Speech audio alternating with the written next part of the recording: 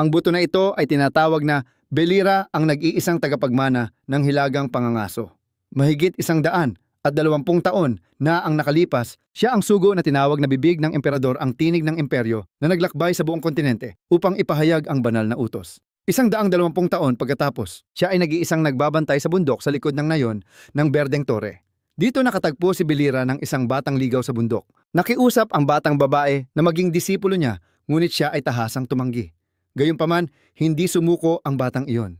Dahil wala na siyang tahanan, nababalikan na matay ang kanyang mga magulang sa sunog na iyon. Kaya't siya ay umaasa na maging mas malakas kaysa sa sinuman. Ang larawang iyon ay nagpabalik kay Belira sa isang lumang alaala at sa wakas ay tinanggap niyang maging guro ng batang iyon. Sa kanyang puso, sinasabi ni Belira na dahil sa labis na pagdurusa ng kanyang mga nasasakupan, kaya't ituturo niya ang batang iyon upang makayanan niya ang kanyang sarili. Ito ang paraan upang siya ay makabawi sa hindi pagdadala ng mensahe ng emperador.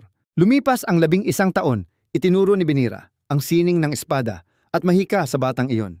Sila ay sabay na kumain, sabay na natutulog at nagtutulungan sa kanilang pamumuhay. Sa hindi nagtagal, ang batang iyon ay lumaki at naging isang magandang dalaga. Hanggang isang araw nagkaroon siya ng balak na maging mandirigma at umalis sa bundok na ito.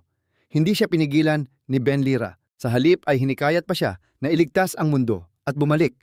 Bilang guro, ibinigay niya sa kanya ang isang espada na may pag-asang siya ay humugot lamang ng espada para sa mga mabuting layunin. At nangako si Belira na palaging nandito na maghihintay sa kanyang pagbabalik. Ilang taon man, 5 taon, 10 taon. Iniisip niya na sapat na ang panatilihin ang lugar na ito hanggang sa panahong iyon. Kahit gaano pa katagal, tiyak na ililigtas ng batang iyon ang mundo at babalik. Kailangan lamang maghintay. Ang sandaling iyon ay napakaikli, isang pagkakataon na dumaan, isang pagkikita at pag-alis kahit na nag-iisa ngunit iba sa dati. Ang paghihintay ay hindi natakot. At sa isang araw, maraming taon, ang lumipas ang pamilyar na tinig na iyon ay muling umalingaw-ngaw sa tainga ni Belira. Naliligaw ka rin ba, Tio? Nakatayo siya roon, nakapikit ang mga mata, walang magawa na bumigkas ng pamilyar na mga salita. Sinabi ko na hindi ako Tio. Si Belira ay tumingin sa taong nasa tabi niya na may pagdaramdam. Matagal na kaya halos nakalimutan ko, ngunit hindi ka pa natapos magsalita at huminto na. Ang batang iyon ay puno ng sugat ngunit patuloy nang umiti sa kanya. Kamusta, Tio? Si Benra ay nakatitig sa kanya, naggulat na hindi makapagsalita. Ang bata ay patuloy na nakatingin sa kanya na may ngiti, kahit na ang kanyang mukha ay halos namumula. Isang bahagi ng kanyang binti ay nawala na. Tanging ang hita na lamang ang natira. Matapos ang ilang sandali, si Belira ay nag-atubiling nagsalita. Ikaw, ngunit hindi ko pa natanong kung ano ang nangyari. Ang batang iyon ay tumawa na parang nagmamasid, talagang isang kahangahangang pakikipagsapalaran. Ang imperyo ay napakalawak, higit pa sa aking naisip. Sa bawat lugar na aking napuntahan ay puno ng mga kakaibang tanawin.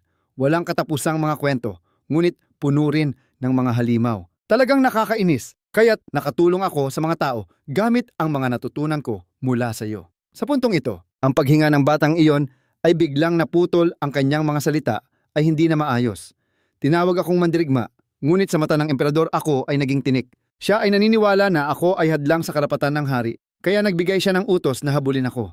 Si Belira ay tila naunawaan ang mga bagay na hindi pa niya nasasabi. Naramdaman ang mga pinagdaanan niya, siya ay lumapit at mahigpit na niyakap ang batang kanyang pinalaki. Siya ay nakasandal sa katawan ni Belira, mahinang bumubulong. Pasensya na, Tio, medyo nahihilo ako.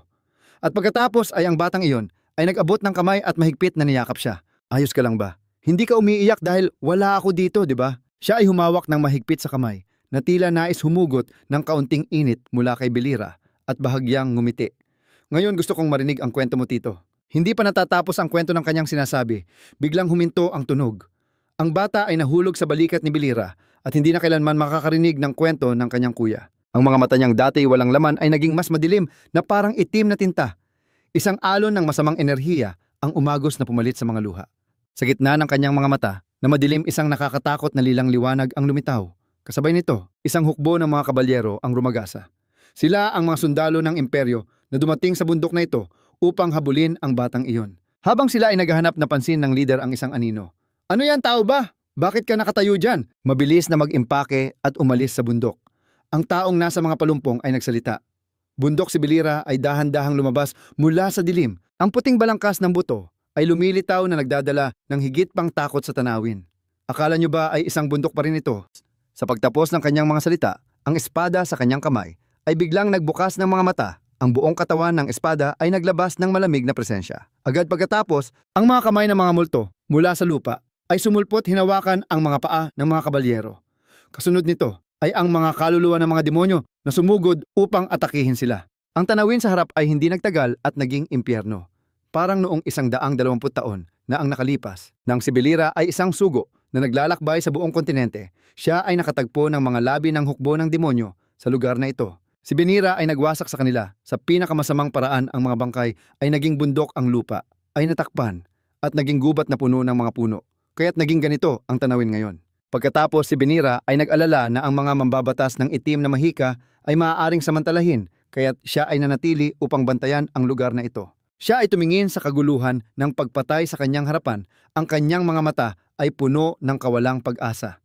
Ngunit ngayon, hindi na kailangan iyon. Ang leader ay pumatay ng isang kaluluwa ng demonyo habang sumisigaw upang kalmahin ang lahat bumalik sa kanilang mga hanay. Ang taong iyon ay patuloy na nag-iisip sa kanyang sarili. Bawat mambabatas ng espiritu ay makakakontrol lamang ng isang tiyak na bilang ng mga nilalang na demonyo. Kahit gaano pa karaming mga bangkay ang handa, kaya't kailangan lang maghintay ng kaunti pa. Hindi pa siya natapos sa kanyang sinasabi nang ang tanawin sa kanyang harapan ay pinilit siyang manahimik. Ang mga kabalyero ay ganap na nawasak sa harap ng tila walang katapusang bilang ng mga kaluluwa ng demonyo. Ang leader ay biglang parang nahulog sa yelo at nakatayo na parang nakatulala. Mula sa malayo ay may karagdagang grupo ng mga kaluluwa ng demonyo na nakasakay sa kabayo na sumugod. Ang tunog na umuulan ay nagdulot sa kanya upang magtanong. Anong uri ng mahika ang kayang bumuo ng ganitong hukbo ng mga nilalang na demonyo? Sino ka ba talaga? Sa pagtapos ng kanyang mga salita, siya ay nagpaalam na sa mundong ito. Si Belira ay tumingin sa ulo ng taong iyon na nahulog ng walang kahit anong pag-aalinlangan.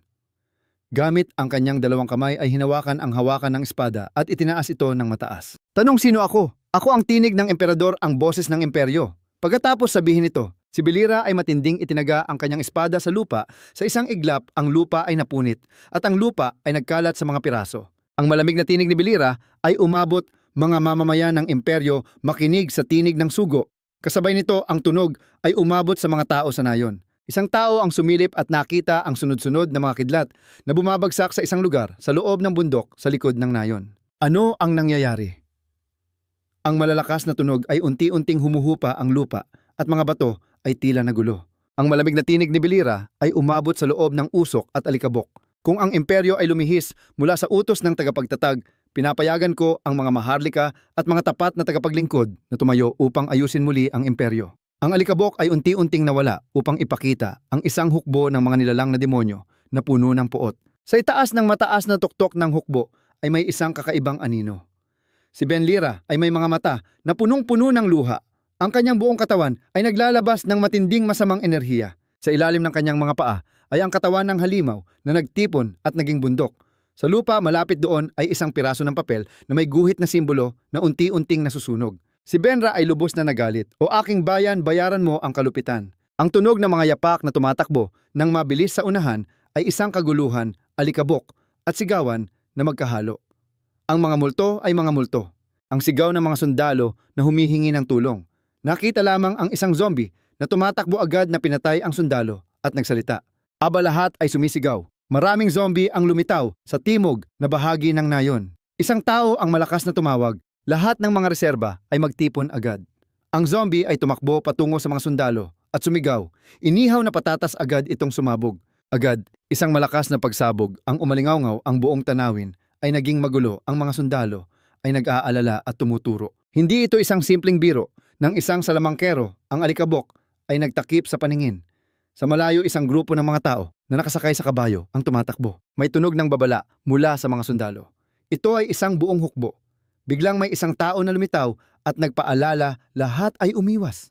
Siya ay may hawak na malaking espada, ang kanyang mga mata ay puno ng puot. Habang tumatakbo ang kanyang kamay, ay nag-swing ng espada na nahati ang dalawang zombie. Hindi siya nag-atubiling iswing ang espada patungo sa iba pang mga zombie gamit ang isang malupit na galaw. Siya ay huminga ng malalim, ang kanyang buong katawan ay naglalabas ng matinding presensya. Siya ay pinunasan ang pawis at nagtataka isang salamangkero na kayang lumikha ng buong hukbo. Sino kaya siya? Siya ay tumingin sa paligid nang makita mula sa malayo ang isang napakalaking zombie sa gitna ng bayan. Siya ay kalmadong nagpahid ng kamay. Siya iyon. Sa kamay ng napakalaking zombie ay si Belira. Siya ay tumingin sa kanya at nagsalita. Salamangkero ng pagtawag. Siya ay nagulat at nag-isip.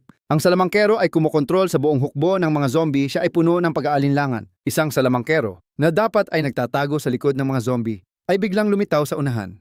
Siya ay nagtipon, ang kanyang dibdib ay umuugoy tulad ng isang arko. Inihanda ang espada sa likod upang magtipon ng lakas. Ang lakas ay nagtipon at pumutok sa hangin na tumama sa mga paa ng mga zombie na may tunog ng metal na umuugong. Ang napakalaking zombie ay tinamaan. Ang katawan nito ay natumba. Kasabay nito sa mga paa ni Belgira ay may mga guhit ng espada na tumawid. Siya ay naglabas ng isang malupit na galaw. Si Benlira ay tumingin pababa sa oras na ito. Ang mga paa ng mga zombie ay nahati. Siya ay tumingin sa kanyang mga paa at nag-isip, isang saksak na nakatuon sa paa mula sa isang anggulo na imposibleng tamaan. Ang mga alaala ng nakaraan ay biglang bumalik. Siya ay tumakbo at nag-clear ng lalamunan. Ikaw ba ang zombie ay bumagsak sa lupa? Si Belira ay tumakbo na parang hangin. Siya ay humawak ng mahigpit sa hawakan ng espada bilang depensa. Narinig lamang ang malakas na tunog, ang dalawang espada ay nagbanggaan. Siya ay nagngangalit, ang dalawang kamay ay mahigpit na humahawak at nag-swing ng espada. Sa oras na ito si Belira ay medyo nasa disadvantage. Agad siyang naitulak at naitaboy ang espada. Si Yer ay umikot ang pulso, nag-swing ng espada patungo sa kanya. Nakakita siya, agad siyang nagbigay ng matinding sipa sa kanyang paa na nagdulot kay Yer na matumba. Sa pagkakataon, siya ay nag-throw ng espada patungo kay Yer. Ang kanyang mga kamay ay humigpit, galit na tumakbo, patuloy na bumabagsak ng mga suntok sa kanyang mukha. Isang kamay ang humahabol sa nahulog na espada. Siya ay lumaban at biglang pinagsabog ang kanyang ulo sa kanyang noo. Ang tunog ng banggaan ay umuugong, siya ay umatras, hawak ang espada at nag-swipe. Ngunit siya ay nakaiwas ng maayos. Siya ay bahagyang nagpunas ng dugo sa kanyang labi. Ang boses ay malamig at mabigat. Halos halimaw na ito. Siya ay nagkunot ng noo. Ito ang kauna-unahang pagkakataon mula nang ang apat na kabalyero ay pinilit akong umabot sa ganitong antas. Ano ka ba? Siya ay nagngangalit, ang tagapaghiganti. Narinig ito. Siya ay nag-isip, kailangan pang pahabain ang oras. Subukan ang magpahiya ng kaunti. Siya ay ngumiti ng may pang-aasar. Tagapaghiganti talagang bobo. Para kanino ka ba nagbabalik ng paghihiganti? Siya ay malamig na sumagot. Hindi lamang kami pumapatay ng isa o dalawang tao. Paano mo malalaman kung sinasabi mo yon? Ang pagtawag ng mga salamangkero ay kumakain ng napakalaking lakas na proporsyonal sa distansya at dami napakalaking enerhiya ang nauubos. Kung pahabain ang oras at hintayin ang tamang pagkakataon, nagpatuloy si Belira. Ang kamay niya ay hindi sinasadyang umabot, ang kabilang kamay ay itinutok ang espada kay Yer. Ang liwanag ng bakal ay dumaan sa muka bilang isang babala.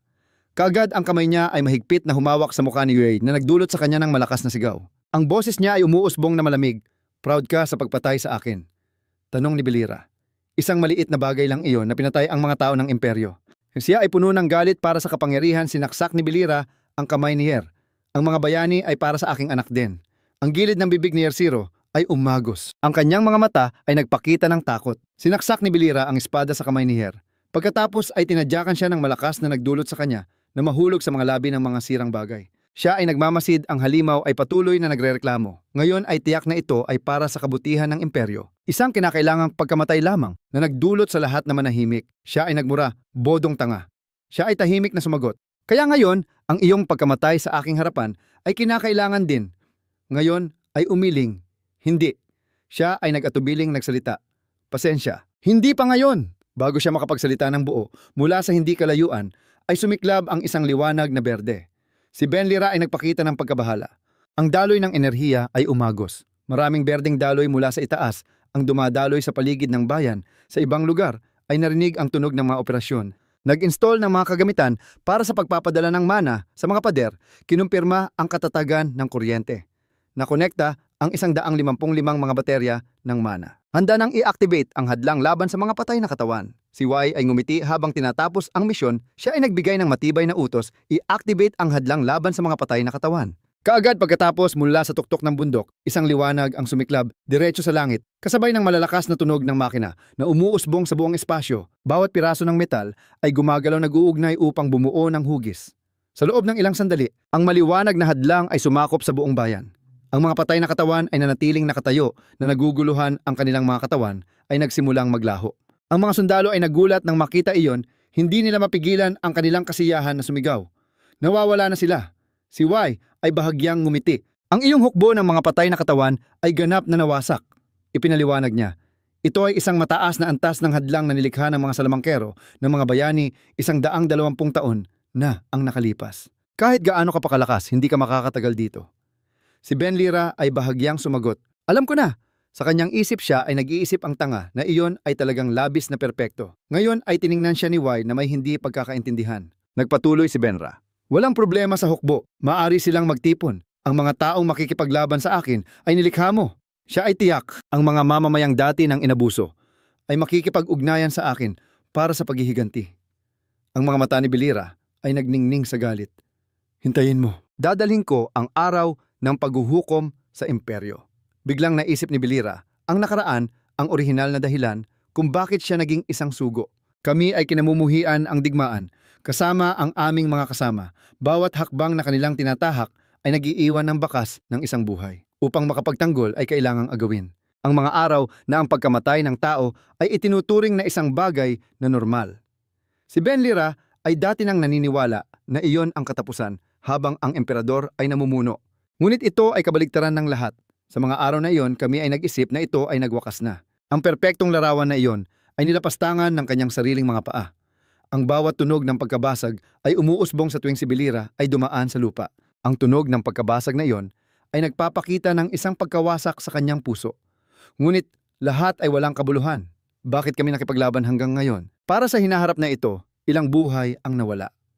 Sa wakas, pagkatapos ng lahat si Benira ay hindi makaisip. Hindi ko naiintindihan. Siya ay lumingon sa nakaraan sa malalayong likuran, kung saan naroroon ang mga kasama na bumagsak doon. Habang lalong nalulubog sa alaala, hindi na maaalala ni Benlira. Ano nga ba ang naramdaman ko noong pumasok ako sa larangan ng digmaan? Ang mga tanong na walang sumasagot ay patuloy na umiikot sa kanyang isipan. Para kanino nga ba ako nakipaglaban noon? Kahit na ang hinaharap ay malabo, kailangan pa ring magpatuloy ni Belira. Sa panahon na wala kayo saan ako dapat pumunta, ang nag-iisang anino, nag-iisa niyang pagkatao, ay nakaukit sa puting daan. Pabalik ako, mga 4 na araw pagkatapos ng insidente ng pagpatay sa mga bayani. Sa hilagang kontinente sa nayon ng mga mananaliksik mula sa hilaga na natatakpan ng puting niyebe. Isang tao ang nagtaas ng mapa sa kanyang kamay at nagtanong, "Hoy, may gusto akong itanong, naligaw ako habang sumusunod sa hanay ng bundok sa hilaga." Ang taong iyon ay kasalukuyang nasa isang maliit na tavern. Kalmado ang boses. "Maaari mo ba akong tulungan sa daan?" Isang lalaki matapos ang ilang sandaling katahimikan ay nagsalita, "Hoy, hindi ito tanggapan ng mga direksyon para sa mga tao sa nayon, kundi isang asosasyon ng mga mananaliksik. Ang may hawak ng mapa ay hindi nagbigay daan. Alam ko na ang tanging bukas na lugar ay dito lamang basta't ituro mo ang daan." Aalis na ako ng tahimik pakituro lang.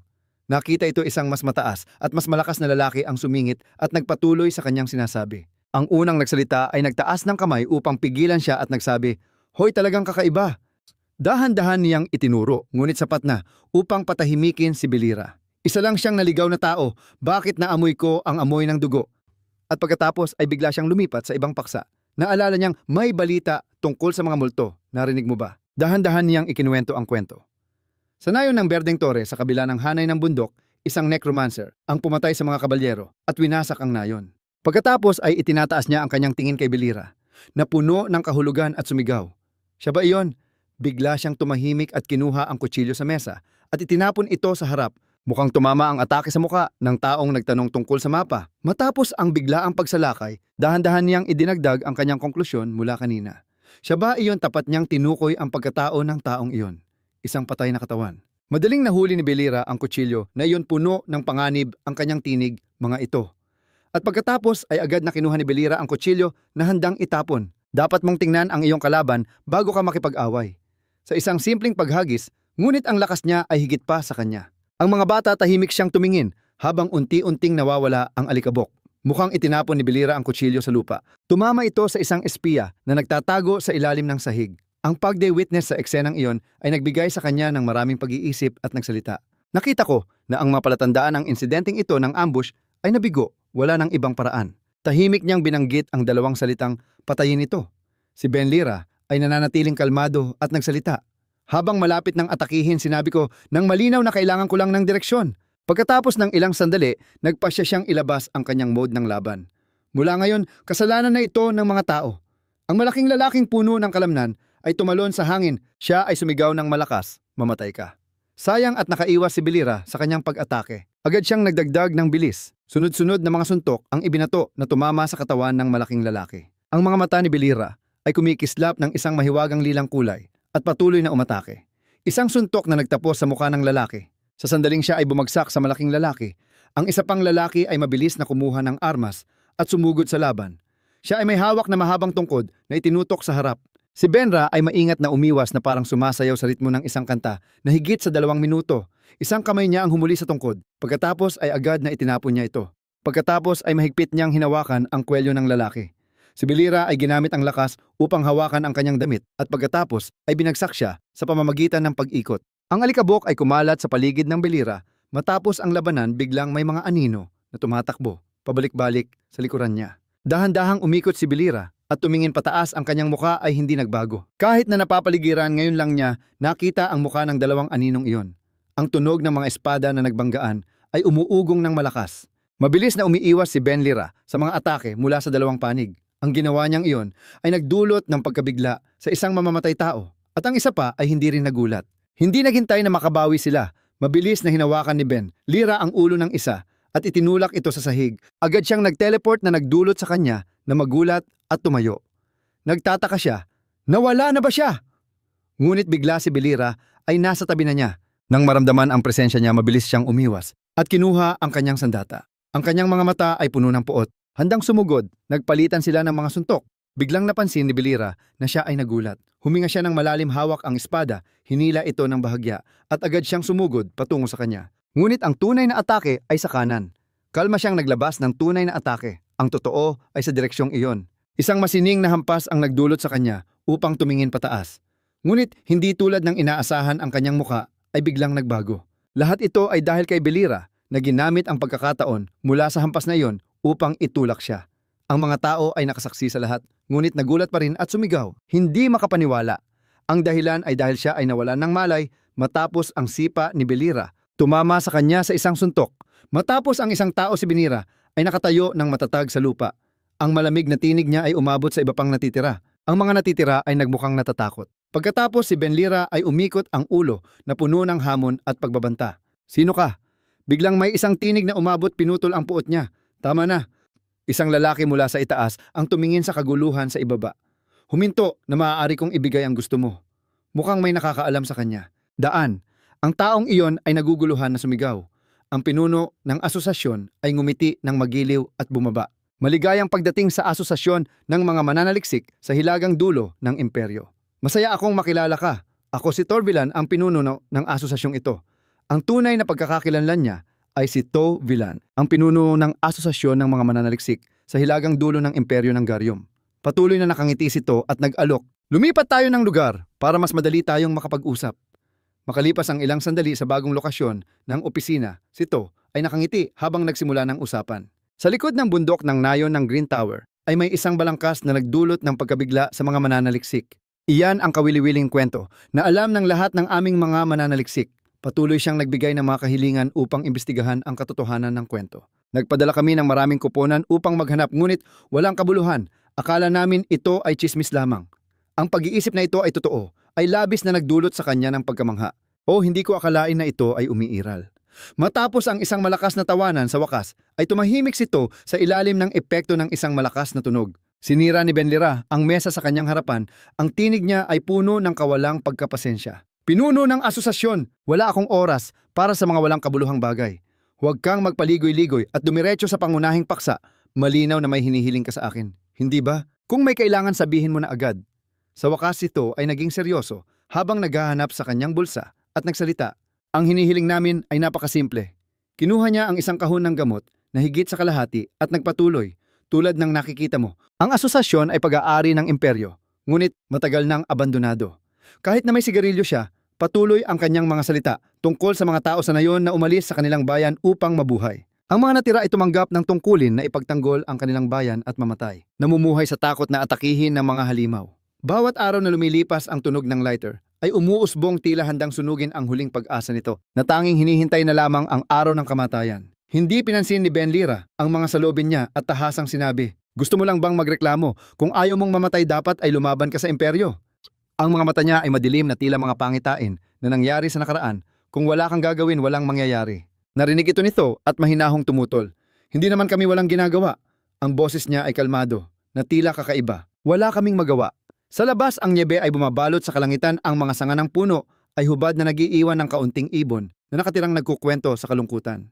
Ang seguridad sa lupain na pinabayaan ng imperyo ay naging responsibilidad ng mga natira At ang mga mananaliksik na may parehong layunin ay nagsimulang magtipon upang ipagtanggol ang kanilang bayan.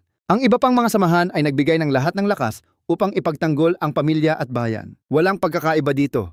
Si Ben Lira ay tahimik sandali matapos marinig iyon.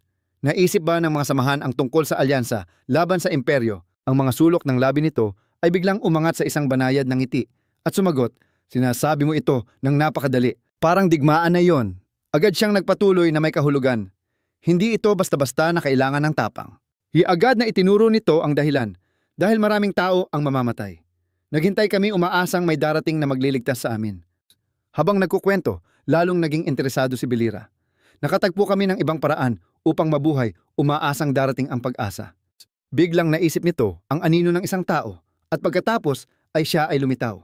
Ang taong iyon ay ang bata na tinuruan ni Belira noon. Ngayon, siya ay may bagong pangalan, Bayani. Ang paglitaw niya kay ito ay tulad ng mga sanga ng puno na namumulaklak sa malupit na taglamig. Ang mainit na pag-asa ay bumangon sa mga nawawalang pag-asa at maaaring iligtas niya kaming lahat. Ngunit ang liwanag na iyon ay biglang nawala na nagdulot sa kanya ng pagkalito. Dati kaming umaasa kay Hahuyen. Saan nagsimula ang pagkakamali? Mula ba sa mga damdamin at pagkapit kay Hahuyen? Ngunit nang makilala kita ngayon, napagtanto ko. Sa kauna-unahang pagkakataon, ang mga mata nito ay hindi na nakapikit na may kapayapaan, kundi malamig na nakabukas. Ang kulang ay ang galit. Matapos ang mga karanasang puno ng sakit, napagpasyahan niyang hindi mahalaga kung wala ng bukas. Hindi mahalaga kung ang bayan ay masisira. Kung maaari itong lipulin, ayos lang na mamatay. Ganito ang digmaan. Kaya't nais nito na humingi ng tulong kay Belira. Nais kong humingi ng isang misyon. Ang mga mata niya ay lumaki, dahan-dahang binibigkas ang bawat salita. Magpapadala ako ng 2 mananaliksik na maaaring umalis kaagad. Pagkatapos ay pagsasama-samahin namin ang lahat ng puwersa upang tumulong. Ang mga mata nito, sa mga sandaling iyon, ay puno ng kabaliwan higit kailanman. Kahit na ito ay mga demonyo o masasamang espiritu. Anumang bagay handa siyang ipagpalit ang lahat para sa isang pagkakataon sa harapan. Hayaan kaming lahat na makilahok sa digmaan mo. Pagkatapos marinig hindi sumagot si Ben Lira, kundi umupo roon na puno ng pag-iisip. Pagkalipas ng ilang sandali, siya ay nagpakita ng pagkakaibigan at sumagot, "Pasensya na, ang pagwasak sa samahan ay hindi layunin ko. At ako rin ay may pananagutan sa pagpapabaya ng imperyo sa nayon na ito hanggang sa ganitong kalagayan." Pagkatapos nito ay pinasok ni Ben Lira ang kanyang kamay sa bulsa upang maghanap. Ang kinuha ay isang pulang card. Siya ay muling nagsalita. 150 taon na ang nakalipas mula nang tumanggap ako ng misyon. Nagulat si To nang makita ang card. Dito mabilis niyang napagtanto ang tunay na halaga nito. Ang ID ng mga manlalakbay na may ranggo ng ruby ay inilabas sa panahon ng digmaan. Ngunit ngayon ay nawala na ang pinakamataas na ranggo na iyon. Nawala ang kanyang kapanatagan at nagtanong. Siya ay si Bira na mahinahon na tumayo at lumingon upang umalis. Huwag mag-alala, ito ay isang alaala lamang ng nakaraan na hindi maganda. Siya ay pumayag sa tulong niya sa isang kondisyon. Tanggapin natin ang misyon. Ngunit bago ang lahat, kailangan nating pumunta sa pinakamalaking at pinakamasamang bundok sa kontinente, kung saan walang tigil na bumabagsak ang niebe. Si Benra ay puno ng determinasyon patungo sa kanyang layunin at naglakbay patungo sa hilagang bundok. Isang bagong ekspedisyon ang nagsimula. Ang paglalakbay ni Belra mula sa Green Tower patungo sa hilagang asosasyon ng mga manlalakbay at malapit nang magbukas ng isang bagong lokasyon. Ang lugar na ito ay napapaligiran ng mga bundok na may niebe at tahimik ang paligid. Tanging narinig si Belira na mahinang nagtanong, "Ilang araw na tayong umalis mula sa nayon?" Si Sot ay gumagamit ng binoculars upang obserbahan ang malayo habang sumasagot. 5 araw na tayo ay tahimik na naglalakbay sa kahabaan ng bundok. Siya ay nakatayo sa likod at nagtataka, tahimik na naglalakbay. Ngunit tila mabilis, hindi ba? Siya ay nakahiga pa rin sa lupa, tama ba? Kailangan nating iwasan ang mga sundalo ng imperyo. Si Ben Lira ay nag-isip ng kaunti bago sumagot. Mabilis nga. Siya ay tumingin sa grupo ng mga sundalo na nagtatayo ng tolda sa ibaba na nagtataka. Ano ang mga iyon? Si Belira ay nahirapan din sa pag-unawa. Paano natin sila nalampasan? Si Sot ay nag-isip na marahil hindi ito ang grupo ng mga espiya na humahabol sa atin. Si Muran ay kumamot sa kanyang muka habang tinitingnan ang mga natitirang sundalo mula sa Green Tower at tila sila ay nagtitipon ng mga tao na nagnanais na looban ang nayon at bumalik sa kabisera. Siya ay nagtanong sa kanila kung bakit sila naglalakbay patungong kabisera sa kahabaan ng bundok ngunit tila na-isolate. Ang lugar ng pagtitipon ng mga natirang sundalo ng imperyo ay malapit sa kasalukuyang lokasyon. Siya ay patuloy na nagsasalita, tinitingnan ang kanilang anyo na tila walang plano na lumaban kaya't mahuhulaan na. Si Ben Lira ay tumuro sa isang direksyon at sumigaw, "Hey, tagapagturo, ano ang mangyayari kung susundan natin ang daan sa ibaba?" Si Muran ay mahinahong inulit ang kanyang pangalan. Si Muran ay tumingin. Siya ay tumingin sa tabi at nagpakilala. Yan ang pangalan ko at ang pangalan ng nakahiga. Doon ay si Sarier. Kahit papaano, ay tandaan mo ang kanyang pangalan. Pagkatapos marinig yon, siya ay nanahimik medyo walang masabi. Bumalik sa pangunahing paksa. Si Muran ay muling tumingin sa mga sundalo sa ibaba at nag-isip tungkol sa kanilang plano. Kung susundan ang daan sa ibaba ng bundok, makikita ang ilang maliliit na bahay. Tiyak na sila ay magnanakaw ng mga supply at mga bagay sa kanilang daraanan. Sa puntong ito, si So ay dahan-dahang tumayo, ibinalik ang binoculars at ipinaliwanag. Ang mga kabalyero ng imperyo ay madalas na nanloloob sa mga nayon. Siya ay nag-alis ng alikabok sa kanyang katawan at nagdagdag. Mula nang umakyat ang kasalukuyang emperador sa trono, ang ganitong bagay ay naging normal sa lugar. Pagkatapos marinig tumango si Belira at sumagot, ganun nga. Ngunit sa isang malalim na boses sinabi, dapat silang lipulin. Pagkatapos ng kanyang sinabi si Sot, ay biglang nataranta ang kanyang mga mata ay lumaki. At ang pawis ay dumadaloy. Siya ay tila hindi nakarinig ng mabuti at nagtanong muli, ano ang sinabi mo? Ang tugon ay isang mabilis na pagtalon at biglang nawala, na nagdulot sa kanya ng pagkabigla. Si Muran ay mas maayos ng kaunti, medyo nagulat, ngunit hindi kasing labis ng kanya. Pagkatapos ay may isang sigaw, mula sa ibaba ang alikabok ay sumabog sa kanilang mga ulo sa pagkagulat ng mga sundalo. Isang lider ang sumigaw, ano ang ingay na ito? Ang taong katabi ay nagtataka at nagtanong, ito ba ay isang pag-atake mula sa kaaway? Hindi na naghintay ng sagot si Belira ay nagsalita para sa kanila ang kanyang mga mata ay kumikislap ng purpura. Totoong ito ay isang pag-atake mula sa kaaway. Mula sa itaas si Sot ay naguguluhan at kumamot sa kanyang ulo sa pag-aalala.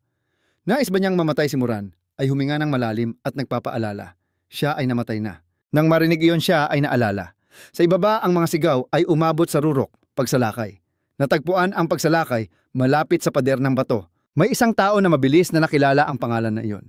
Ang wizard ng mga bangkay sa nayon ng berde na tore sa tapat ay si Belira na pinugutan ng ulo ang isang sundalo. Isang mata niya ay kumikislap ng kakaibang lilang liwanag. At agad na ang sundalong nasa harap niya ay nahati sa dalawang bahagi.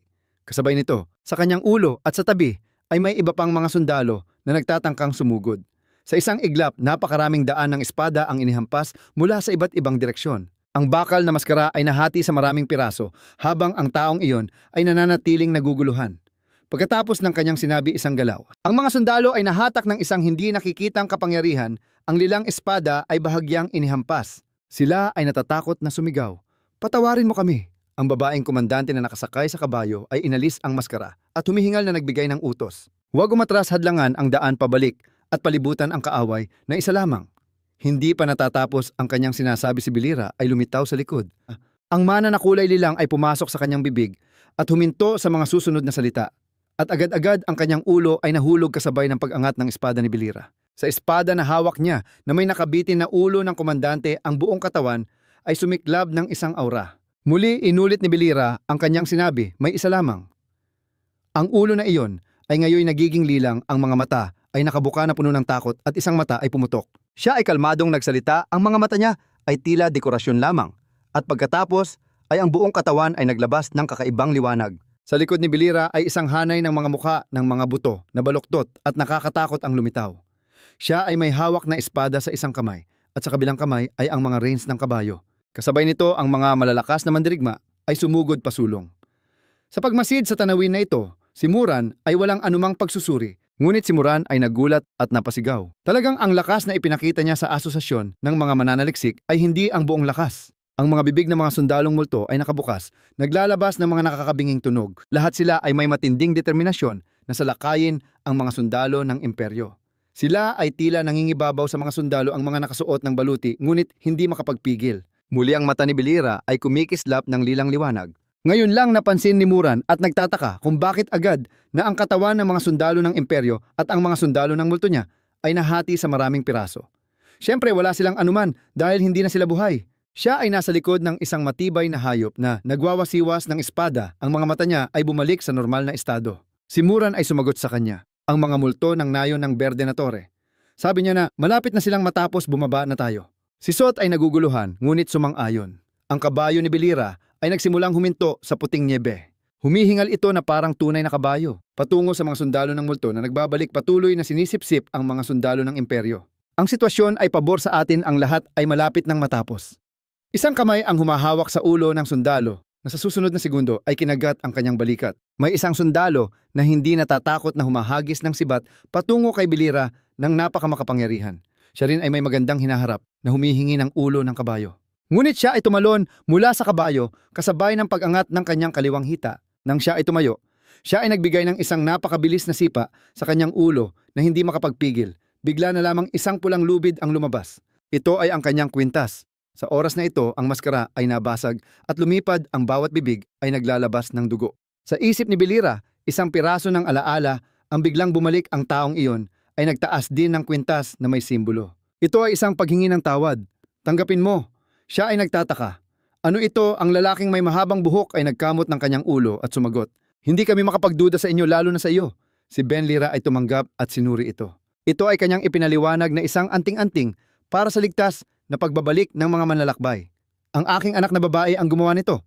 Nang marinig iyon, siya ay naglagay nito sa loob at nagpasalamat ng magalang. Oh, salamat. Sabihin mo na lang na salamat. Sa pagkakataong ito, ang lalaki ay nag-atubili. Medyo mahirap iyon. Pagkatapos ay tila nalungkot. 2 taon na ang nakalipas. Ito ay winasak ng imperyo. Pagkatapos ng kanyang sinabi si Bilira, ay nag-alala at nagsalita. Pasensya na, nagbabalat bunga ako. Ngunit itinuturo niya ang mga tao sa paligid at umiling. Huwag mag-sorry, lahat dito ay katulad ko. Sila ay abala pa rin. Ngunit sa kanilang puso ay may iisang damdamin. Sinabi ng lalaki na lahat ay may sariling sugat na sinumpa ang imperyo. Natira na lamang ang mga tao na may laman at buto na nabubuhay sa paghihiganti. Sa huli siya ay nagbigay ng payo. Huwag hayaan ang paghihiganti na sirain ang iyong buhay tulad ng sa amin. Iyan ang payo ng aking buhay para sa iyo. Bukod dito, maginhawa lahat ng tao sa mundo ay may naghihintay sa kanila, tiyak na ikaw din. Siya ay medyo nagulat nang marinig ang mga salitang ito. Ang lalaki ay talagang nag-aalala, kaya't siya ay muling nagpapaalala. Kaya huwag masyadong lumayo ulo mo. Nang panahong iyon siya ay bumalik sa katotohanan. Ang sundalo ng imperyo ay biglang nagngangalit ang mga ngipin na tila may desisyon. Pagkatapos ay inihampas ang kamay at muling sumugod, ngunit sa susunod na sandali, tanging ang tunog ng pira-pirasong baluti ang narinig na umuuga sa lupa. Ang susunod na tanawin ay isang mandirigma ng kaluluwa na tumusok ng sibat sa kanya habang si Bilira ay tahimik na nakatayo roon. Ang sundalo ng imperyo ay bumagsak sa niebe, ang dugo ay dumadaloy sa kanyang muka, nanginginig ang kanyang labi. Sa panig na ito may ilang patak ng dugo sa kanyang muka. Siya ay nag-atubiling nagsalita. Pasensya na, siya ay patuloy na nagtatangkang magsalita. Sa huli, ang huli ay pasensya na. At pagkatapos ay nahulog siya sa lupa. Itinaas ni Ben Lira ang kanyang hinlalaki bilang papuri sa mandirigma ng kaluluwa, ngunit bigla na lamang ay may isang puting liwanag na lumitaw. Napagtanto na siya ay sumuntok sa ulo ng sundalo sa kanyang pagkamangha. Nang ang 2 tao si Bilira ay nananatiling nakatayo sa parehong posisyon, si Muran ay nagsalita. Mahirap na ulo mo. Siya ay nagmungkahi na tila maayos na ang sitwasyon. Kailangan ng bangkay para makagawa ng mga zombie, hindi ba? Kami ang maglilinis ng natitira. Magpahinga ka na lang dyan. Sa kabaligtaran, siya ay hindi sumagot na natiling nakatayo tulad ng dati. Pagkalipas ng ilang sandali, nang matapos na ang dalawa sa paglilinis, habang nagsisimula na silang mag-apoy, ang boses na nagdududa ni Sot ay muling umabot. Ang batang ito ay talagang kakaiba. Si Muran ay bahagyang huminga ng malalim. Hindi kailangan ng zombie. Gusto mo bang sunugin lahat? Si Bilira ay nakatayo sa harap ng nagliliyab na apoy. Nakita siya sa ganitong paraan, siya ay nahirapan. Hindi alam kung bakit siya ginagawa iyon. Ngunit napansin ni Muran ang tunay na lungkot sa kanyang ekspresyon. Si Sot sa tabi ay nahirapan din at nagkamot ng ulo. Ang apoy ay biglang sumiklab. Sa oras na ito, ang malalim na boses ng isang tao ay umabot. Nakikita mo ba? Sabi ko na ikaw na ang susunod. Hindi ba hindi pa natatapos at patuloy na nangaasar? Ikaw ay mapipilitang harapin ang napakaraming pagpipilian at mahuhulog sa mas malalim na kawalang pag-asa. Ang boses na iyon ay hindi pa tumitigil, patuloy na umuukit sa kanyang tainga, ngunit ang kawalang pag-asa ay hindi pa nagsisimula. Ang iyong papel na dapat harapin ay hindi pa natatapos. Ang pangungusap. Nang si Bilira ay sumigaw, tumahimik ka at tumingin sa halimaw na maraming mata sa tabi niya na nagpapaalala kung ganon mas mabuting manahimik ka sa ilalim ng lupa. Siya ay biglang tumawa ng may pang-aasar gamit ang kanyang nakakatakot na mukha upang muling tanungin. Kaya sa tingin mo ba ay buhay ka pa sa ganitong itsura? Nagwawala, na tila nawawalan ng pasensya si Bira, ay nagbukas ng daan patungo sa ilalim ng lupa. Para sa kanya, ngunit tila siya ay patuloy na nag-uusap laban sa kapalaran sa dulo na puno ng kawalang pag-asa at hindi ko alam kung ano ang hinihintay mo hanggang sa huli bago mawala. Masyadong maraming mata ang nag-iiwan ng mensahe na subukang tumakas mula sa kapalaran. Sa isang lugar, sa ibang dako, ang lahat ng pader ng lungsod ay nalunod sa dagat ng apoy. Ang usok ay umaakyat ng masinsin. Sa itaas ang masayang awit ni Frey ay umabot. Ang lalaki ay tumingin sa ibaba at sumigaw. Talagang maganda ang mga tao sa lugar na ito ay tila masaya. Marahil sila ay kumakain ng mabuti at natutulog ng maayos. Talagang malakas ang boses. Ang mahalaga ay nandito si Frey ay mukhang isang may sakit na kangiti na may matutulis na ngipin at masayang nagsabi. Talagang masarap ang amoy. Bigla may isang sundalo na pumasok at nagulat. Ginoong Frey, gusto ng mga tauhan na maglaro ng isang laro ng bola sa loob, gamit ang ulo ng prinsesa bilang bola. Ano sa tingin mo? Hindi siya nag-isip at tumanggi. Hindi ako sasali. Kinagat ni Frey ang kanyang mga kuko. Sinasabi ko sa iyo, sobrang nabigo ako ngayon. Akala ko ito ay isang kaharian na karapat-dapat sa laban may kaunting sukat. Hindi ko akalain na magtatapos ito ng napakamapurol, walang saya. Bigla naisip niya ang isang bagay at nagtanong, may sinuman bang hamon sa imperyo na masaya? Itinuro ng sundalo ang isang direksyon at sumagot, 4 laban sa 4 gamit ang ulo ng prinsipe bilang bola. Sino ba ang may ganitong kabaliwan? Sa puntong ito, may isang tao na may dalang utos na dumating sumigaw ng malakas na anunsyo. Mga mandirigma, Frey at hukbo, makinig kayo. Ako ang sugo ng imperyo na nagdadala ng utos. Isang malaking hukbo ng mga patay na lumitaw sa hilagang pader. Nag-utos na alisin ang mga wizard na namumuno sa masasamang hukbo. Sa pader ng lungsod si Frey ay tumawa ng parang baliw, labis na nasasabik na sumigaw. Narito na, ang baliw. Inihagis niya ang gintong sombrero sa lupa at nag-utos na magtipon ang hukbo. Ang mga mandirigma ay unti-unting nagtipon dito. Ang boses ni Frey ay masaya pa ring umaawit sabay-sabay na lumalaban na may ngiti sa kanyang muka. Ipinakita ang kanyang mga ngipin at sumigaw. Laban na tayo! Bumalik sa puting niebe si Benira Moran at si So ay tahimik na naglalakad sa hangin ng niebe. Hindi nakatiis si Moran na magsalita. Napakatahimik. Tumingin siya sa anino sa malayo, sinabi, 2 linggo na tayong hindi nagsasalita. Parang mga bangkay na naglalakad. Si Benira ay tila nawawala sa kanyang sarili at patuloy na naglalakad. Si Moran ay nagbulong na, hindi naman mali. Pagkatapos ay nagdala pa rin ng kaunting pagdududa mula sa simula.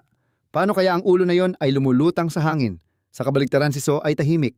Nang oras na yon naisip niya ang sandali bago sila umalis patungong hilaga na si To ay nagbanggit tungkol kay Belira. Ang mga nilalang na patay na nagmula sa nayon ng Berdeng Torre ay tiyak na may kaugnayan sa bayani na kamakailan lamang ay namatay. Nakita ang saloobin ng 2 tao na medyo malamig. Pinapaalala niya ang lugar kung saan ang bayani ay lumaki na siya ring nayon ng Berdeng Torre.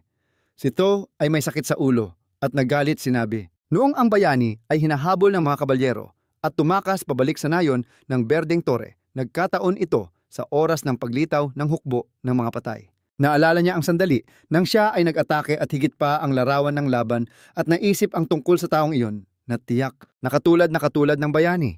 Si To ay nag-isip na marahil hindi siya masama, kundi naguguluhan at nag-iisip lamang tulad natin. Siya ay sumulat ng ilang bagay habang nakikipag-usap kahit na hindi malinaw ang dahilan kung bakit siya nais na pumunta sa hilagang bundok. Ngunit tiyak na hindi siya kaaway natin. Nangangahulugan din ito na walang katiyakan na siya ay magiging kaalyado, ngunit tiyak na siya ang susi upang pabagsakin ang imperyo. Siya ay lubos na naaalala ang pinagmulan ng 2 tao, kaya't inanyayahan ang 2 na parehong nagmula sa hilaga. Tama ba? Mangyaring tulungan ang taong may pulang buhok na si. So isang level, 5 mananaliksik na mandirigma ng batong liwanag sa unahan. At sa tabi ay simuran isang level, 5 mananaliksik na mandirigma ng batong liwanag sa unahan. Nang marinig ito si So, ay nagtanong kung ang tao ay mahirap hulaan ang lahat ng kanyang mga kilos.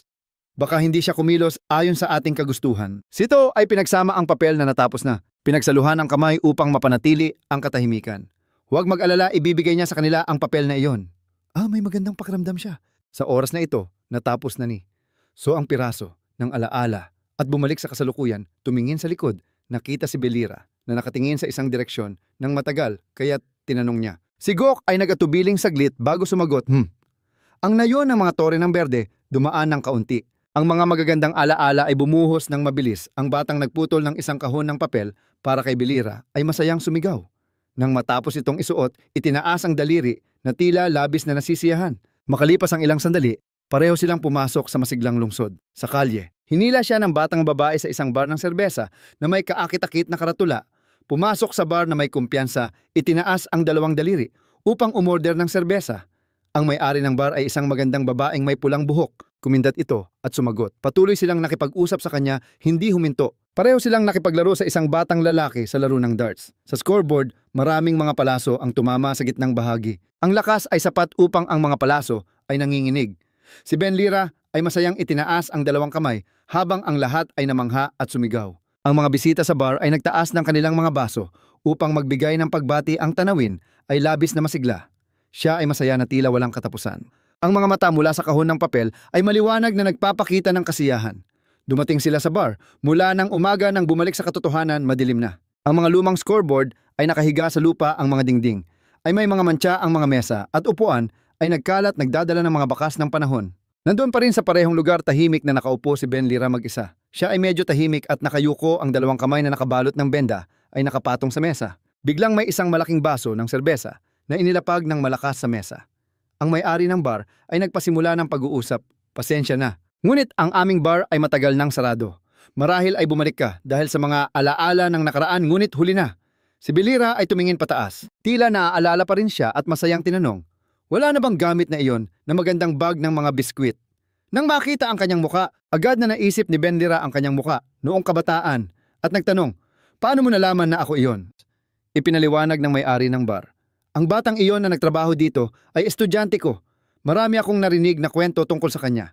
Pagkatapos ay nagpatuloy siya sa pag-inom ng alak, ngunit hindi kailanman narinig na si Andet ay marunong magsalita. Pagkatapos uminom ay kumalas siya sa bote ng alak at ipinakilala ng may-ari ng bar. Ang alak na ibinuhos niya sa tasa na ito ay tinatawag na Johnny. Ito ay isang murang alak na may kahulugan ng bagong simula. Siya ay muling nagpunas ng mga mantsa ng alak at sinabi, ito ang alak na ipinagkatiwala sa akin ng estudyante mo nang siya ay umalis. Bukod dito, binanggit din ng may-ari ng bar ang mga salitang iyon. Sinabing itatabi niya ito para sa isang paglalakbay na balang araw ay sabay nilang matitikman. Idinagdag niya bago simulan ang paglalakbay, lahat ng mga mananaliksik ay nagdarasal para sa kaligtasan. At ang pagsasalo ng alak na ito ay naging isang tradisyonal na ritual sa kabila. Si Sot ay nakikipag-usap sa isang tao. Ang kanyang mga mata ay malinaw na nagpakita ng pag-aalala. Nang dumating dito ang may-ari ng bar ay tila nag-alinlangan. Ngunit ang mga boteng ito ng alak ay matagal nang hindi na ibebenta. Nang tumingin sa paligid na walang tao, siya ay nag-atubiling, sa nayon ay wala ng mga mananaliksik. Alam niya ang mga digmaan at ang mga gawain ni Belira. Ang bansang ito ay bumagsak, maaari ring maunawaan ang dahilan kung bakit siya bumangon upang lumaban, ngunit ang kanyang balak ngayon ay isang pagkakamali. Ang resulta ay maaaring mailigtas ang mga tao ng imperyo. Ngunit sa huli siya ba ay magiging imaheng inaasahan ng batang iyon? Habang siya ay nag-aalinlangan pa, isang malakas na tunog ang umabot. Muling sinabi ng may-ari ng bar, hindi ko iniisip yon. Kung siya ang batang iyon, tiyak na iiwan niya sa mesa. Ang ilang bagay, nais niyang makita ang isang mas maliwanag na imahe. Ang may-ari ng bar, ang mga bagay na ito sa harapan mo ay tila nakikita ang gintong buhok ng bata na dumaan ang kanyang imahe ay muling lumitaw. Mga bagay na ito sa harap ng kanyang mga mata ay tila nakikita ang ginintuang buhok ng bata na dumaan ang kanyang larawan ay muling lumitaw. Ang may-ari ng bahay ay tumango. Tama, humiling ang batang iyon na itago ko ito, gusto niyang ipasa sa iyo. Sa lumang aklat may mga guhit na nagkukwento tungkol sa pagtulong sa mga tao. Isang kwento na parang sa mga alamat tungkol sa pagdaig sa kasamaan. Noong unang panahon, ang mga manlalakbay ng pula ng perlas ay nagdaan sa isang pakikipagsapalaran. Siya ay pumikit at sumigaw. Isang araw, ang pakikipagsapalaran na parang sa mga kwentong bayan, nais niyang umalis kasama mo. Si Benra ay muling nalugmok sa pag-iisip na walang masabi. Ang kanyang kamay ay umabot upang kunin ang tala-arawan ng pakikipagsapalaran. Sa loob, ang batang iyon ay sumulat ng galit na nagtatakip sa mga mata, kahit ang matalino ay naligaw sa ulap. Marahil ay bulag dahil sa galit at inuulit ang mga lumang pagkakamali. Bata, sinasabi ng lahat na ako ang guro mo, pero sa totoo lang, ako ang natututo ng maraming bagay. Siya ay nagbigay pa ng payo. Hayaan mong dalhin ko ang iyong mga iniisip sa aking mga balikat. Matapos basahin si Belira ay umangat at nagsabi, nakatikim na tayo, may-ari. Hindi na nagtagal ang may-ari. Nagtanong lamang, saan tayo pupunta ngayon? Hindi siya sumagot, naglagay lamang ng balabal sa kanyang katawan at umalis. Muli siyang tinanong sa likod, ibig sabihin ba ay bagong simula? Ang bawat hakbang ni Belira ay mga salitang payo ng may-ari. Matapos uminom, kailangan na nating umalis. Ang mga masasayang alaala ng bata ay tila sumusuporta mula sa likod. Ang boses niya ay patuloy na umaabot. Dati siyang umalis, minsan nais na maranasan kasama ang batang iyon. Hindi ito tungkol sa paghihiganti, kundi sa pakikipagsapalaran ng kwento ng mensahero ng bungo. Pagkatapos ay nagpatuloy ang kanyang schedule. Ang hilagang samahan ng mga manlalakbay ay malayo pa mula sa nayon ng Berdeng Torre. Ito ang paglalakbay ni Belira. Matagal nang naghihintay si Benira ay biglang sumigaw nang makita siya. O, nandyan na, nag-alala si Moran. Tapos na ba ang kwento? Binanggit niya ang plano. Mula dito, ay susunod tayo sa karaniwang daan. Tanging mga buto na lamang ang natira, tiyak na malamig na, pero mabuti na lang ay okay pa. Lumapit siya at pinatpat ang balikat ni Muran. Sinabing swerte talaga. Tara na mga batang ito na hindi pa sanay. Siya ay nagtanong na may paggalito. Hindi pa sanay, ngunit mabilis na naramdaman ni Muran na may kakaiba. Nagduda siya. May ibang aura siya. Hindi ba nang marinig ito si Sot ay sumagot tapos nabatila naguguluhan. Sa kanyang isipan naaalala ang sandaling ipinagkatiwala. Bigla siyang humihip ng malamig. Talagang kahanga-hanga ang kanyang mga mata sa tao. Ang aming pinuno ng samahan ay humihikbi at tumawag. Sama-sama tayo.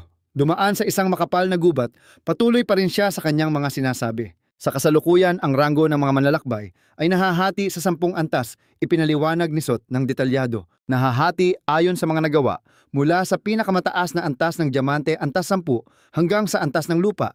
Antas 1, antas 1 ng lupa. Antas 2 ng itim na bato.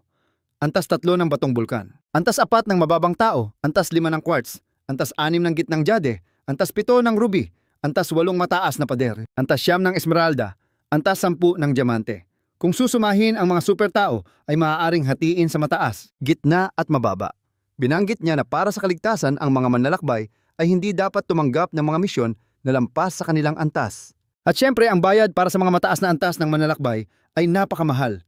Biglang nag-angat si Sot ng kamay upang kunin ang espada. Ang mga karaniwang tao ay hindi kayang lampasan ang antas ng ruby. Ang sino mang makakatawid sa mataas na pader na iyon ay tinatawag na super tao. Tinatawag ito ng lahat na mataas na pader.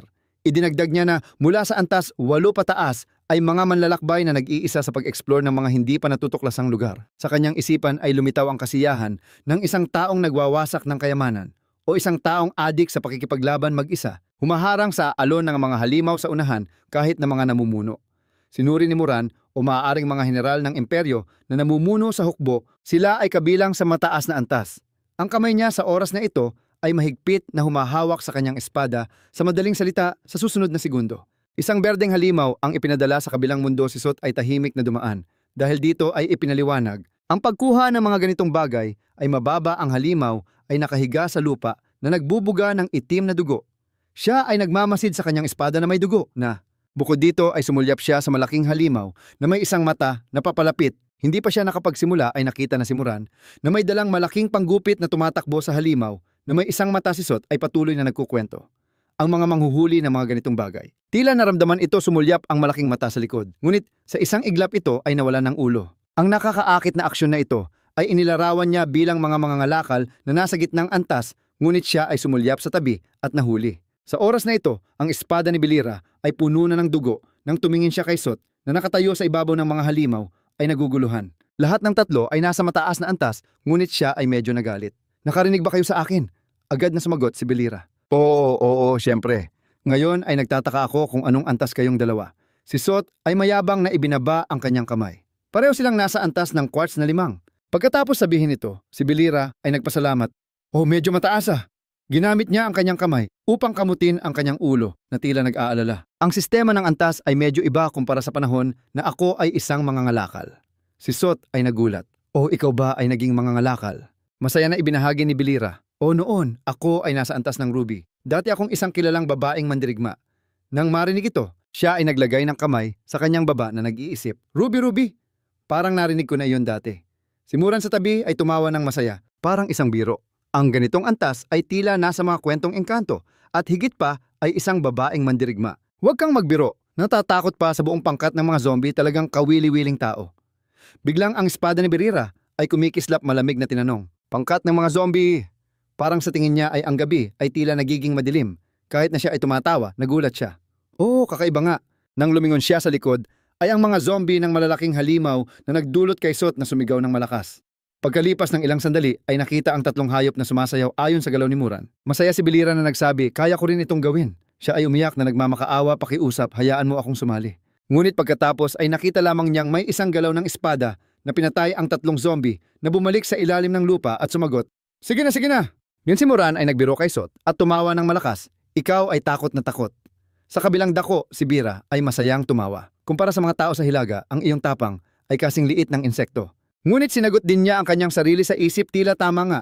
Sa kanyang isipan ay naaalala ang pagkikita sa batang iyon. Ang batang babae ay napakatapang na nagpasaya sa kanya na isipin ang ganitong pakiramdam. Sa oras na ito ay nagtanong si Muran, "Ngunit bakit mo gustong pumunta sa hilagang bundok? Doon ay puno ng mga halimaw at mga bagay na nakadamit na parang tao." Sa simula ng hilagang bundok na ito ay parang isang parke ng mga halimaw. Si Belira ay naguguluhan na tumingin sa kanya. Itinuro niya ang isang direksyon at sumagot, "Mayroon akong mga bagay na dapat pag-usapan sa kanila at may mga bagay na kailangan kong hanapin." Binanggit ni Benlira ang kanyang plano. Sa simula balak kong salakayin ang pangkat ng mga zombie na itinatag ng nalalabing hukbo ng demonyo na 12 taon na ang nakalilipas.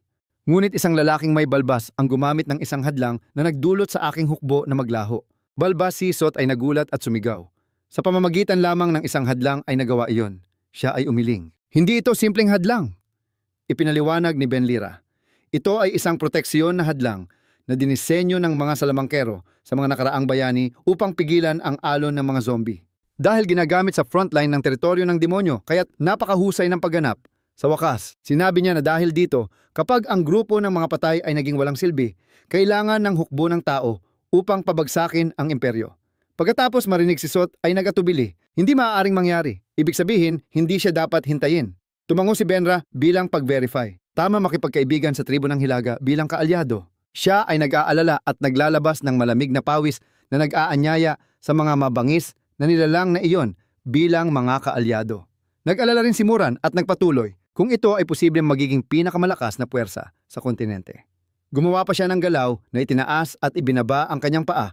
Ang orihinal na layunin ay kunin ang ulo ng emperador upang gawing bola.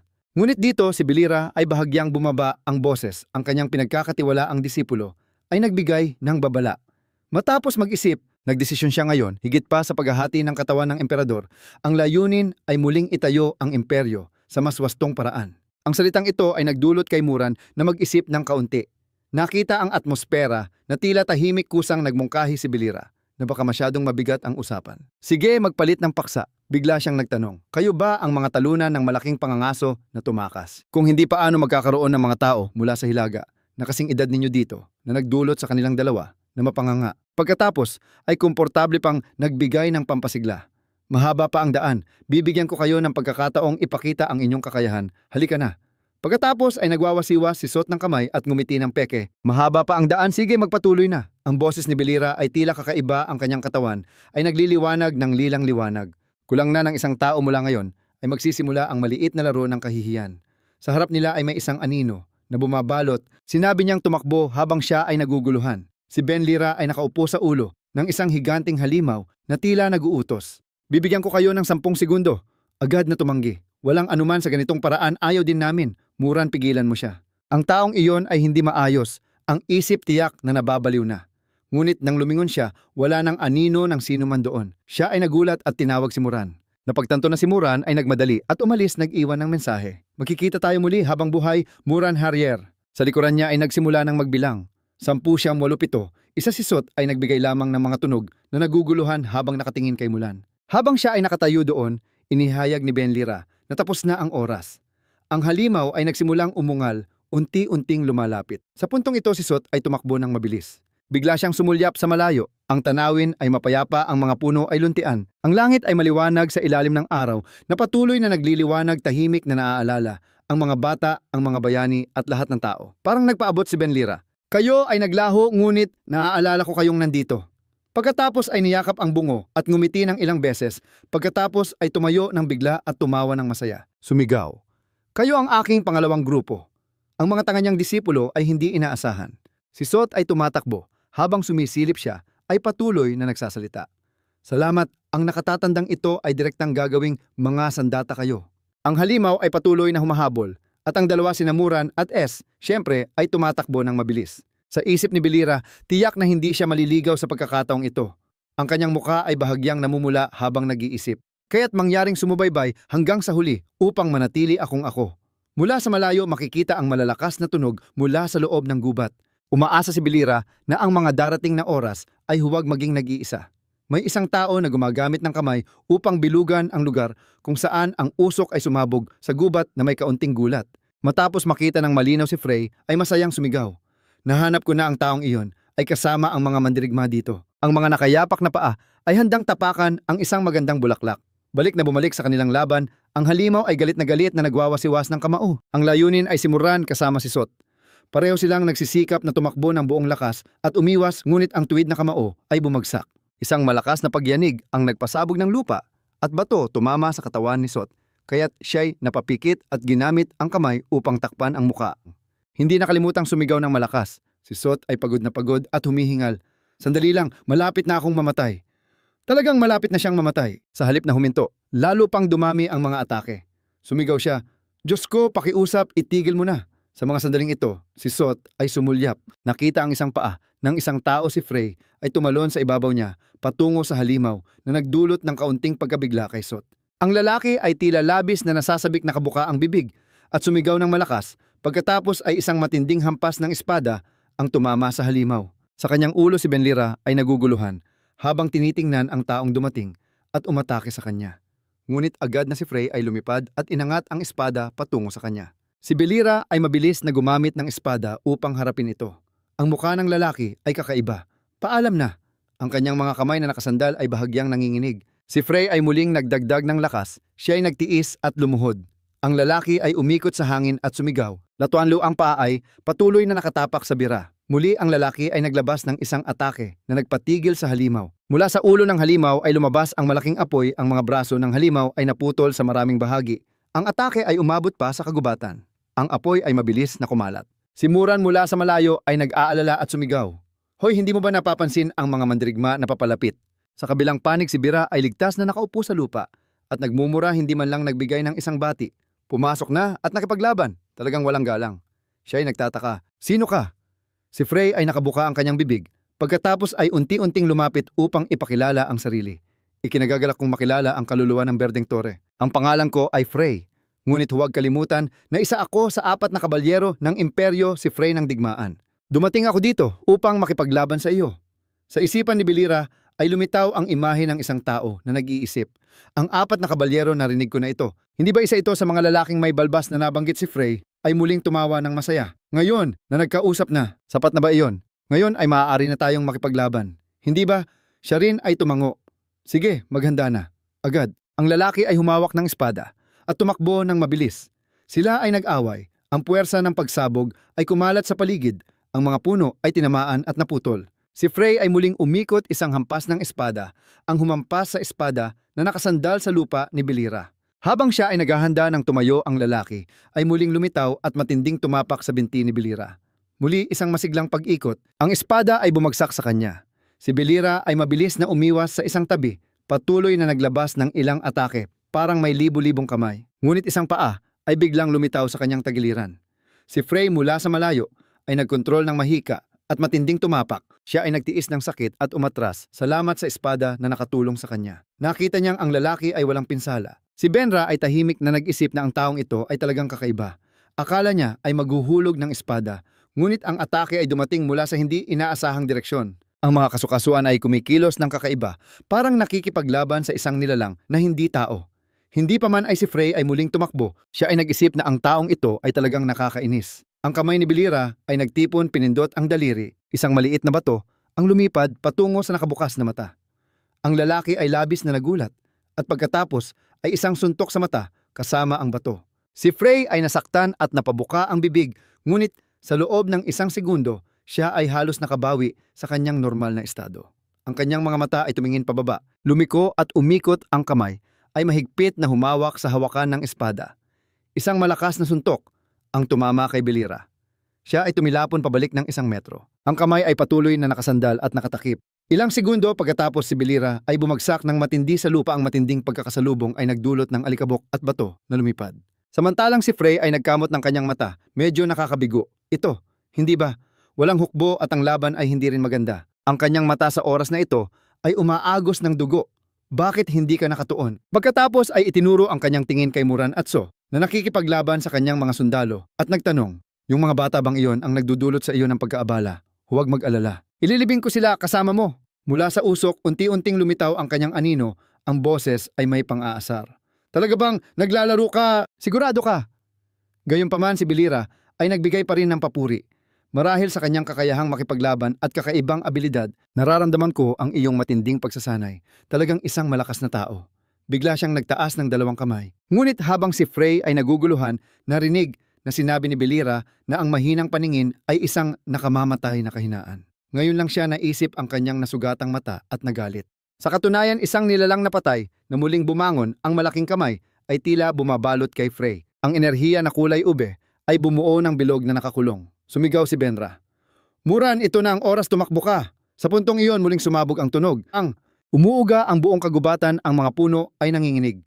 Isang malaking anino na kulay ube ang dumaan sa mga puno. Ang patuloy na pag-ubo ay umuusbong isang halimaw ang naghihintay sa kanila sa likod.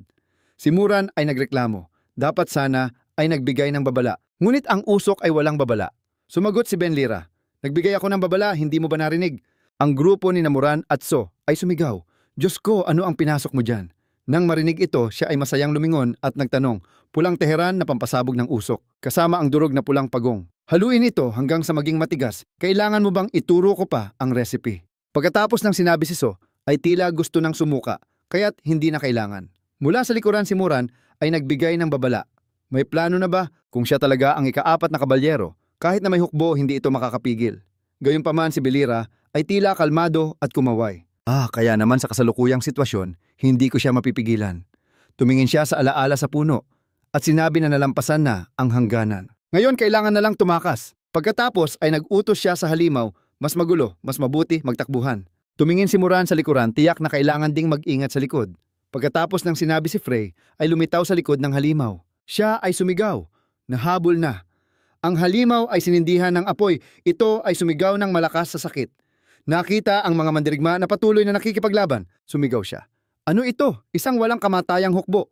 Digmaan ba ito? Dapat ay digmaan na hindi ba? Ganun ba o buto na iyon? Si Benlira ay tila walang magawa at umusok ng dila at kinuha ang kanyang espada upang maghanda para sa laban. Si Frey ay nag-angat ng kanyang binti at sumigaw ng Latuan Lu. Nang siya ay bumagsak ng malakas, pinagsama ito sa lokal na pag-atake ng Kusunu, siya rin ay sumagot sa pamamagitan ng pagpatay ng mabangis na aso. Ang dalawang lakas ay nagbanggaan sa isang matinding laban, isang dagok ang bumagsak at kinuha ang ulo ng halimaw.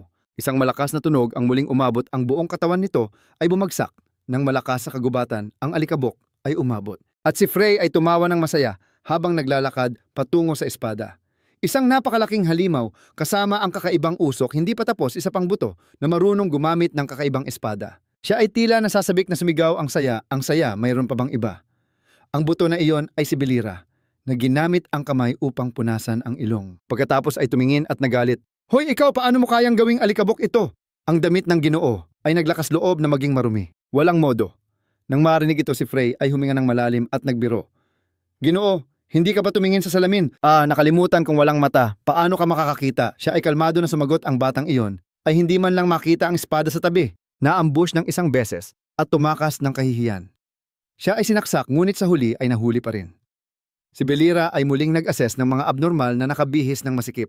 Si Frey ay sumagot, ang nabubulok na gitna ay natira na lamang na buto. Dito siya ay medyo nagalit na.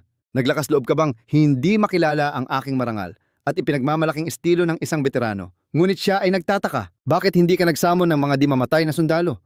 Pagkatapos ay nagpakita ng pagkabigo. Nagsisimula na akong madismaya. Akala ko'y malakas ka, pero sa katunayan ay kalahating lakas lamang. May lakas nga ngunit hindi ganap na malakas. Baka dahil sa dalawang iyon ay na-distract ka. Sa pagdinig ng mga salitang ito, si Belira ay walang magawa, kundi huminga ng malalim. Ang mga mata ni Frey ay muling lumingon kay Muran at S. Kailangan ko bang patayin sila? Tumingin din siya. Siya ay nagtataka. Ganun ba mas makakapag-focus ka sa laban? O magagalit ka at ibuhos ang lahat ng lakas mo upang ipakita sa akin ang tunay na lakas? Sa puntong ito ay malapit na siya. Biglang itinuro ni Belira ito. Sandali, kahit gaano ka pa kakumpiyansa, hindi mo dapat lapitan ang kalaban ng ganito. Hindi inaasahan ni Frey na tumawa nang may paminsang pamumula. Nabasag na kita tulad ng isang biskwit at ang bibig mo ay malaki pa rin. Gusto ko nang pisilin ang iyong bungo. Biglang may lumitaw na isang palaso sa harap niya na nagbigay sa kanya ng kaunting gulat at nagpagising sa kanya. Kaagad isang ulan ng mga palaso ang dumating na hulog sa lupa at si Frey ay mabilis na umiwas. Sa kabila siya ay tumawa ng masaya, ang mayabang na walang galang. Siya ay tinamaan ng palaso sa kamay. Tila ang lason ay unti-unting nawawala at siya ay nag-oo. Si Benlira ay nakaupo sa lupa na nakataas ang dalawang kamay. Ang pangalan mo ay Frey, di ba? Magbati ka. Ang bundok ng ina ng mga tao sa hilaga. Sa puno ay maraming tao na may suot na balahibo na nakatayo doon na may mga pana sa kamay. Sa kanyang puso, siya ay masaya iyon ang Hilagang Bundok.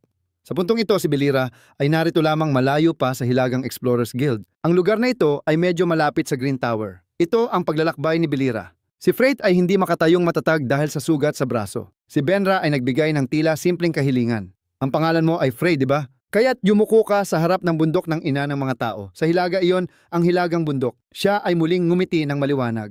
Si Frey ay tiyak na nabali ang palaso na nakatusok sa kanyang kamay. Naiintindihan ko na kaya pala hindi ka nag-atubiling tumakbo patungo sa hilagang nayon. Siya ay nagbigay ng mga salitang may paghamak kay Bera, lahat ay para ipakita ang kanyang kabubuhan. Siya ay hindi na nagbigay pansin, hikbiin mo sila, maghihintay ako kung gaano katagal. Mukhang si Frey ay may mga plano na para sa pinakakawili-wiling laban umaasa sa dahilan na iyon. Sa itaas, siya ay biglang hindi maintindihan kung ano ang nangyayari. Ang babaeng iyon ba ay naguguluhan? Mula sa malayo ay narinig ang tawag. Si Ginoong Sot ay labis na natutuwa. Buti na lang at siya ay buhay pa. Si Belira ay ipinagmamalaki ang kanyang sarili. Akala mo sino ako, si Muran ay may kaunting pagdududa. Sino ang mga yon? Bigla siyang naalala. Oo, nakalimutan ko. Si Ben Lira ay kumaway ng paalam. Nandoon pa ba ang lahat kanina? Salamat sa pagtulong sa akin. Ikinagagalak kong makilala ang hilagang nayon. Ang pangalan ko ay hindi pa natapos ang kanyang sinasabi nang siya ay tinamaan ng palaso sa kamay. Ang mga ngaso ay tila nasasabik isang buto na marunong magsalita. Kung hihilingin ko ang kanyang ulo upang gawing baso ng inumin ito ay talagang makatwiran. Si Ben Lira ay nananatiling kalmado. Oo nga, sila ay mga salot.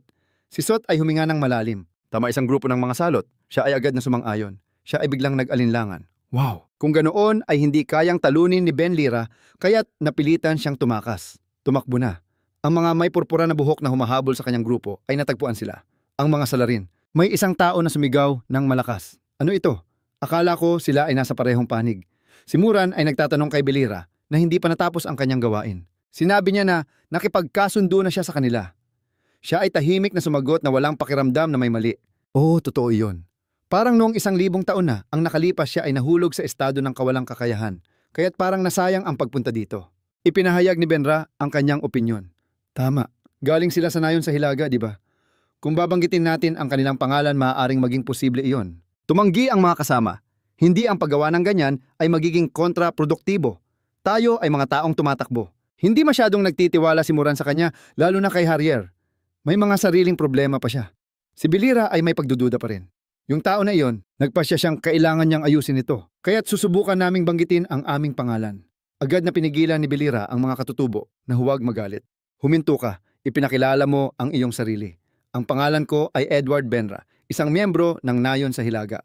Humihiling kami na makipagkita sa inyong pinuno. Ang tatlong katutubo ay may iba't ibang reaksyon. Miyembro ng nayon sa Hilaga. Ang buto na iyon ay galing sa Hilaga. May balak ba siyang gumawa ng kalokohan? Totoo ba iyon? Si Benra ay nagalak na naloko sila. Buti na lang mukhang nalutas na ang problema. Makalipas ang ilang sandali, siya ay nasa likod ng mga rehas. Hindi maunawaan ni Belira. Ha ano? Nakakainis at walang alam kung kanino magreklamo. Ang galing ng diplomasya. Dahil dito lahat kami ay nakulong. Salamat ng marami. Pagkatapos niyang sabihin ito, agad siyang nakatanggap ng isang suntok sa ulo. Nais ni Muran na tiyakin higit sa lahat, siya ay galing sa nayon sa Hilaga. Matapang niyang inangkin na siya ay mula pa noong matagal na panahon hindi siya makapag-alinlangan. Iyon ba ay isang problema, Muran, delikado na talagang kinakailangan na. Alam ni Benlira ang tungkol sa lugar na ito. Nang siya ay dinala, pinagmamasdan niya ang labas ng lugar.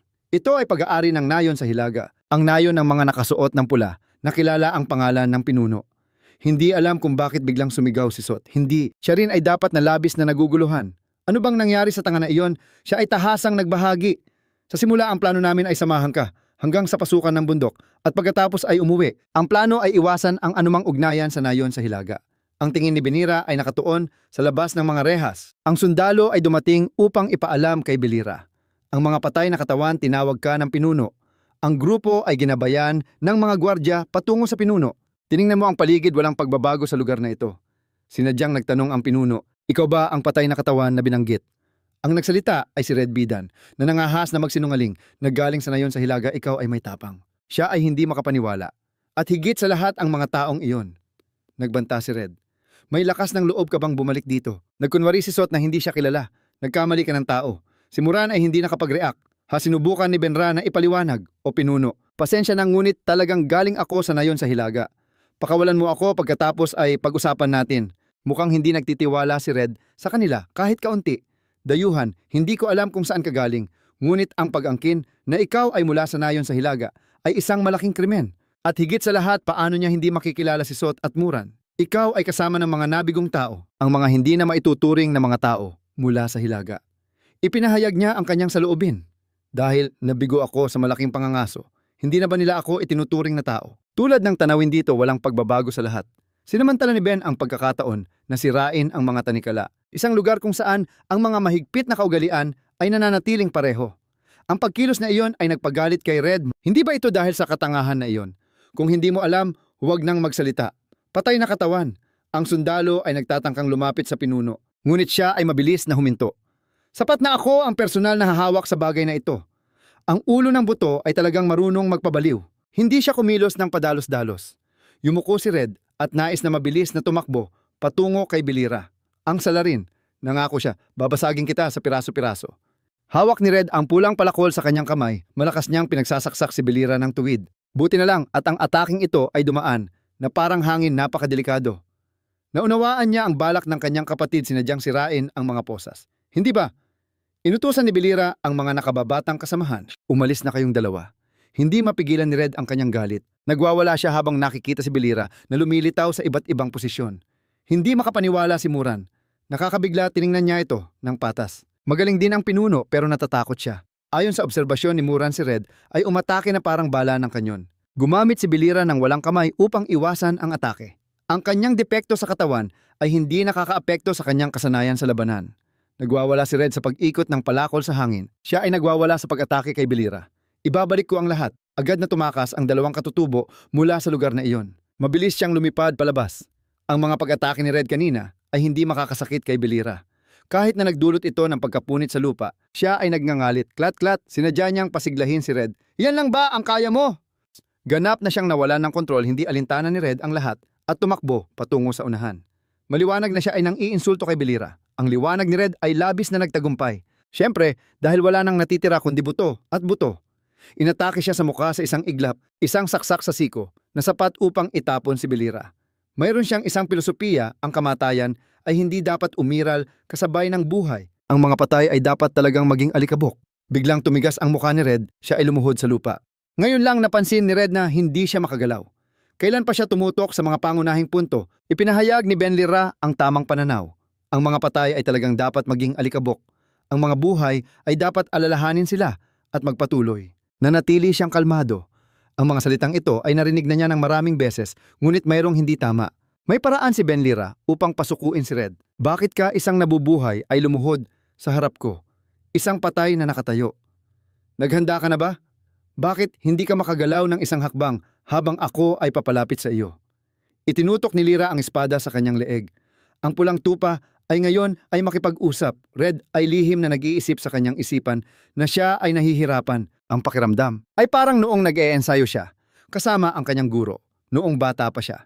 Kailangan niyang tanggapin ang katotohanan na siya ay ganap na natalo. Ano ang gusto mo? Inutusan ni Benra si Red na sumunod magtipon ng lahat ng pinuno ng nayon sa Hilaga. Tayo ay aatakihin ang imperyo. Agad na tumakbo si Lig. Pinuno, pinakawalan ni Red ang kanyang pagkapigil. Ang iyong layunin ay mataas, hindi ba? Naiintindihan ko na isang talunan ay walang karapatang magbigay ng opinyon. Gagawin niya ang hinihingi ni Belira. Ang pagpupulong ay malapit ng ganapin. Tatawagin kita sa pulong ng nayon sa Hilaga. Mabait na pinaalalahanan ni Red. Pero hindi ito nangangahulugang naniniwala ako sa iyo. Maghintay sa villa ng matandang Harrier hanggang sa maganap ang pagpupulong. Kung ito ay isang matandang lalaki, siya ay patuloy na magpoprotekta sa villa. Siguradong ito ang unang pagkakataon na nalaman mo ang impormasyon tungkol sa villa ni Harrier. Siya rin ay sumuko sa sitwasyong ito. Bobo ka ba? Hindi mo alam na pupunta ka sa teritoryo ng pulang tupa. Nakaramdam si Red ng pagkalito. Huwag sabihing hindi sinabi sa iyo ni Harrier. Sinabi niya ang katotohanan na matagal nang itinago. Nakakatawa talaga. Makinig ka ng mabuti. Alam ni Red nang higit pa sa sinuman. Ang tunay na pangalan niya ay S. Hacker Harrier. Dahil siya at S ay mayroong karaniwang koneksyon. Isang kapatid na tribo ng amin. Ang pulang linya ay nagbubunyag ng kanyang pagkatao. Ang susunod na pinununo ng tribo ng White Lion Tail ay si S. Hacker Harrier. Si Benra ay nagdala ng buong grupo patungo sa direksyong itinuro ng mapa. Ang hilagang bundok teritoryo ng tribo ng mga pulang tupa sa tahanan ni Hacker Harrier. Nakatayo siya sa harap ng pintuan at nagsalita. Pumasok kayo. Si Ben Lira ay nagulat at humawak sa kanyang ulo na sumigaw. Yung adventurer na yun dati ay amoy pawis pero ngayon ay naglalakad na parang mayaman. Talagang nakakagulat. Hinila ni Harrier ang pinto at nang marinig ito, ay lumingon siya at nagbigay ng paliwanag. Mula nang umalis ako sa bundok, iniwan ko na ang pangalang Hire dahil wala akong balak na makipag-ugnayan sa lugar na ito. Sa totoo lang, labis akong nababahala dito. Mananatili ako sa kwarto, kung may kailangan tawagin niyo lang. Si Ben Lira ay napansin ito at lumingon kay Muran na parang nagbago na siya. Siya ba'y ngumiti ng bahagya? Pagpasok sa bahay, ang tagapangalaga ng tahanan ni Haer ang bumati sa kanila. Magandang araw sa lahat, ako si Benson. Ako ang namamahala sa bahay na ito. Agad na sumagot si Belira. Ikinagagalak ko. Ako si Belira. At ito ay bago siya makapagpakilala si Muran, ay magalang na yumuko. Si Benson naman ay tumawa at nagsalita. Alam ko na. Muran, kumusta ka na? Siya ay ngumiti at nagkamot ng ulo. Oh, ayos lang naman po. Ngayon ay nagsalita si Benson upang ipaliwanag ang kanyang relasyon. Si Muran ay anak ng hardinero. Siya ay dati nang kasama ang kanyang ama sa pag-aalaga ng hardin ng tahanan na ito. Si Benra ay nag-oo. Ganun ba? Nagpatuloy siya. Oo, dahil sa sitwasyon, naging malapit sila. Na parang magkaibigan, pero sa huli siya pa rin ay isang katulong ni Ginoong Harrier. Tumingin ka sa malungkot na mukha ni Muran at nagtanong ng may pag-usisa. Maaari mo bang ipaliwanag pa? Nahihirapan akong maniwala na si Harrier ang tagapagmana ng pinuno. Si Benson ay pumikit at tumawa. Si Ginoong Harrier ay talagang tagapagmana. Siya ay pansamantalang nandito sa tribo ng mga pulang tupa upang matuto. Upang makilala bilang isang tunay na mandirigma at upang matutunan kung paano pamunuan ang tribo bilang isang hinaharap na pinuno, siya ay nagdala ng katulong sa tribo ng mga pulang tupa upang mag-aral at mag-ensayo. Dito ay madalas na nagkakaroon ng digmaan laban sa mga kabalyero ng imperyo. Talagang perpektong lupa para sa pagsasanay. Si Harrier ay patuloy na nag-aaral araw-araw. Ngunit marahil ang mga pagkabigong naranasan sa malaking pangangaso ay nagdulot ng pagkabigla. 4 na taon na ang nakalipas siya at si Muran ay nawala. Si Benson ay nag-angat ng kamay at hinaplos ang kanyang balbas nagsalita ng may panghihinayang. Hindi ko na kaya. Ang mga tauhan ay unti-unting bumalik sa tribo ng White Lion Men. Ako na lang ang natira upang alagaan ang tahanan na ito. Si Ben Lira ay nagtanong, bakit ka na natili? Nang marinig ito, siya ay ngumiti. Si Benson ay nakatayo sa harap ng bulwagan na masayang nag-pose. Kapag si Ginoong Harrier ay bumalik, hindi ba dapat malinis ang bahay? Tumingin siya kay Belira. Si Muran din, siya ay palaging nagtitiwala kay Ginoong Harrier. Ang buong tribo namin ay naghihintay sa kanyang pagbabalik. Matapos makipag-usap kay Benson, si Ben Lira at Muran ay lumabas. Muran, ano ang ginagawa mo dito? Siya ay ngumiti at lumingon. Ginoong Sungso. Si Muran ay abala sa pag-aalaga ng mga bulaklak. Nagsasaayos lang ako ng ilang mga bulaklak. Ang aking pamilya ay dati ng hardinero para kay Harrier. Siya ay tumingin sa kakaibang bulaklak sa kanyang kamay at nagsalita. Si Harrier ay may malaking potensyal na maging pinuno, ngunit hindi ako tumakas, kasama siya dahil doon. Nang marinig ito, siya ay lumingon kay Belira. Hayaan mong ikwento ko sa iyo ang ilang kwento mula sa nakaraan. Pagkatapos ay nagsimula si Muran na alalahanin ang araw na unang nakilala nila ang pinuno. Nakipagkita sa pinuno ng Haker Lemon ng tribo ng White Lion Men at sa binatang si Harrier. Ako si Fobsami, isang hardinero, at ito ang aking anak na babae. Si Muran ay tumingin sa isang taong may maraming peklat na bahagyang ngumiti. Ang pinuno ng puting leon na si Haer Limon Rus ay nakaupo sa mataas na upuan na nakatingin pababa. Maligayang pagdating sa teritoryo ng ating tribo F at Muran. Ang inyong pagtakbo sa lugar na ito ay tiyak na kalooban ng ina ng bundok. Manirahan kayo dito at maging bahagi ng amin. Tumingala si Muran at lihim na tumingin. Samantala si F ay magalang na nagpahayag ng pasasalamat sa biyayang ibinigay ni Ginoong Kilo. Nangako akong ito'y aking aalalahanin habang buhay. Kasabay nito nakasagupa rin ni Har ang kanyang tingin. Sige, sa tamang pagkakataon habang siya ay naguguluhan nag-utos si Lon. Harrier, ikaw na kasing edad ng batang babae. Dalhin mo si Muran sa paglibot sa teritoryo. Agad siyang sumagot. Oo. Pagkatapos ay sabay silang naglakad sa daan ng nayon na puno ng puting niebe. Tumingin si Har kay Muran na masiglang naglalakad sa unahan at nakipag-usap. Ikaw si Muran, di ba? Masaya akong makilala ka. Ako si Harrier. Hindi siya sumagot sa kanya kundi bigla na lang siyang nagtaas ng isang tungkod. Naguguluhan si Harrier ngunit nagpatuloy ng ngumiti at nagtanong. Ito ba ay regalo? Hindi na kailangan. Ngunit nang makita ang nakadikit sa tungkod agad niya itong itinapon at sumigaw. Ito ba ay dumi ng mga tupa mula sa hilaga? Si Muran ay nakatayo sa tabi na nakangiti at nagbiro. Masaya akong makilala ka, Harrier. Ako si Muran. Tingnan mo, nang marinig ito agad na itinuro ni Harrier ang daliri at nagalit. Mas mataas ang aking katayuan kaysa sa iyo, ang ganitong asal ay mapaparusahan. Ngunit hindi nagpakabahala si Muran. Mahalaga ba talaga iyon? Naguguluhan siyang nagtanong. bahagyang nakasandal si Moran at tumingin sa kanya na may tanong. Yung tinatawag na katayuan, mahalaga ba talaga ito kapag naglalaro tayo? Nag-isip si Har at pagkatapos ay nag-atubiling tumanggi. Hindi, nang makita ito ni Moran na mula ang kanyang muka sa kasiyahan. Bobo ka ba? At sa gayon, hinila niya si Harrier at sabay silang tumakbo.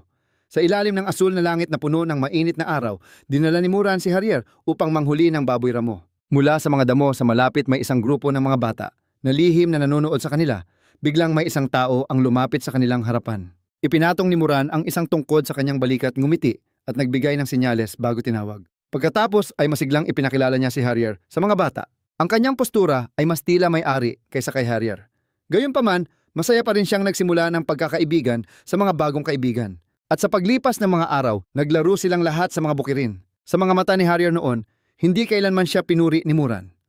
Wala siyang pinapaboran upang makuha ang kanyang loob at hindi rin siya naghahanap ng kapakinabangan mula sa kanya. Hindi siya tumingin sa kanya bilang anak ng pinuno, kundi patuloy na mahinahon ang pakikitungo. Natapos na ni Harrier. Tumingin siya kay Moran na tiningnan siya na parang siya mismo. Ang pag-iisip na iyon ay nagdulot kay Harrier na bahagyang tumawa. Iyon ang kauna-unahang pagkakataon sa kanyang buhay. Ilang taon ang lumipas. Pareho silang lumaki ng husto. Dahan-dahang tinawag ni Harrier, "Hoy Moran." Siya ay nakahiga sa tabi na nakangiti at sumagot. "Ano yon, Bobo?" Ang mukha ni Harrier ay seryosong nagtanong. "Maaari ba tayong maging katulad ng ina?" Nang marinig ito ni Moran, bahagyang pinikit niya ang kanyang mga mata at tiningnan siya. Nag-aalala ang hinaharap na pinununo ng tribo. Ang kanyang boses ay puno ng sorpresa. Malapit na siyang mag-aral sa tribo ng mga pulang tupa.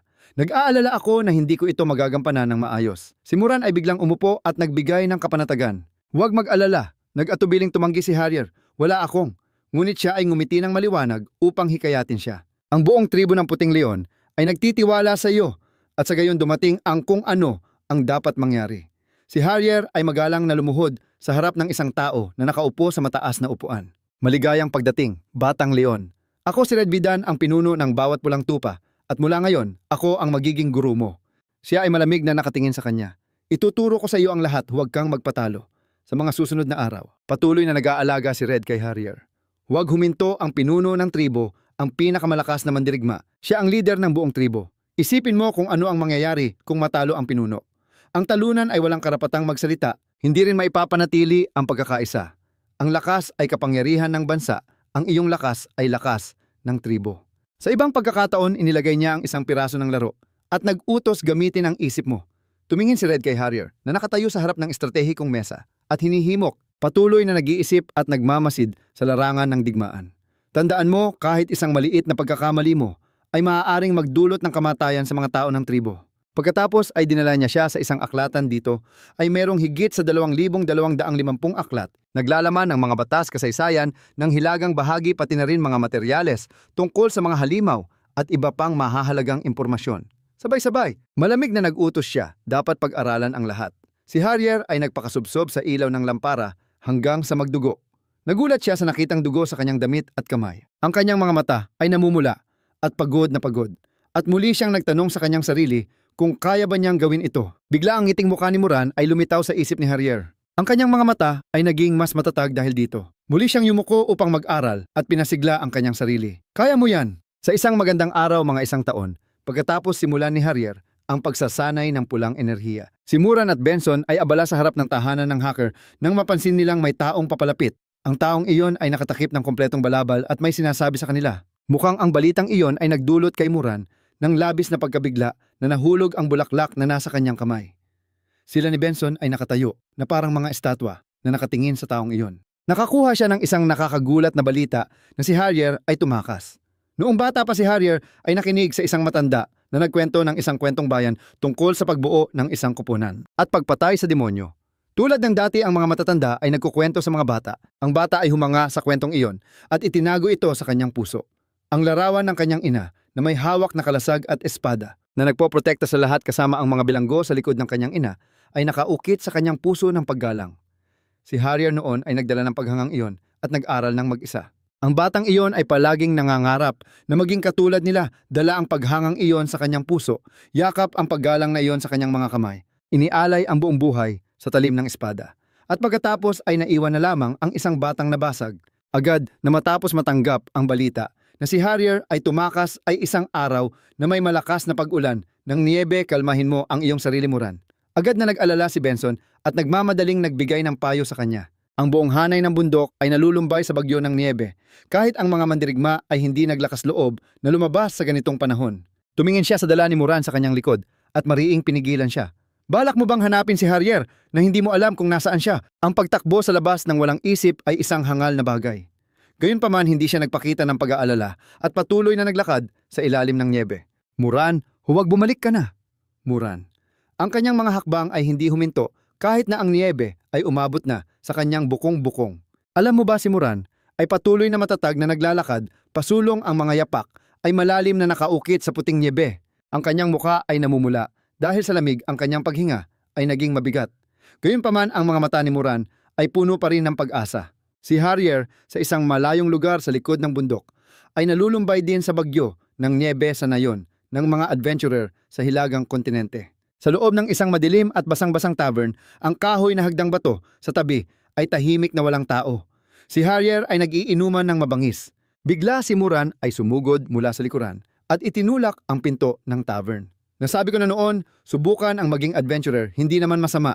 Harlumingon at ngumiti ng kaunti habang tinatawag si Moran. Siya ay humihingal na katingin na parang naguguluhan sa taong nasa harap niya. Nakita na ikaw na tanga. Pagkalipas ng ilang sandali, tila lumamig ang kanyang tingin. Bakit ka tumakas? Har ay malamig na tumingin kay Moran dahil hindi siya bagay sa akin. Siya ay may hawak na bote ng alak at malakas na tumawa sa kanyang sarili. Wala akong talento. Ang mga salitang iyon ay tila tumama kay Moran na nagbigay sa kanya ng mas mabigat na pakiramdam.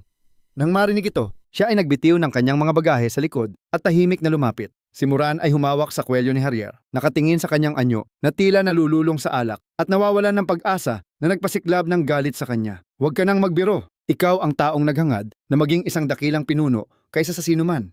Sino ang may lakas ng loob na magsalita ng ganyan? Nang marinig ni Harrier ang tanong ni Moran, siya ay puno ng pag-asa na tumingin sa kanya at ngumiti. Sabi ng guro. Sa mga mata ni Moran, hindi niya napigilang lumaki ang kanyang mga mata. Sa ilalim ng kanyang mga mata ay nakaukit pa ang anino ng pagkasira ni Harrier. Siya ay ngumiti at nagpatuloy.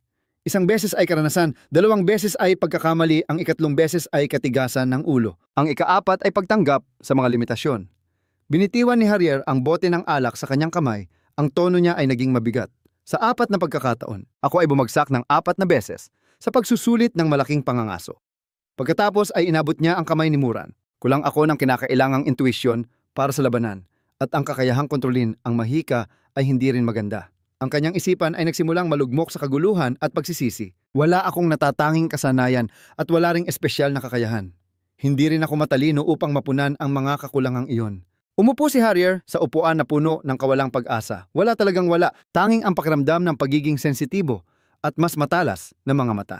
Narinig ko na ang salitang, hindi ako karapat-dapat na maging mandirigma ng libu-libong beses. Hindi mo ito maiintindihan dahil hindi ka kailanman nandoon.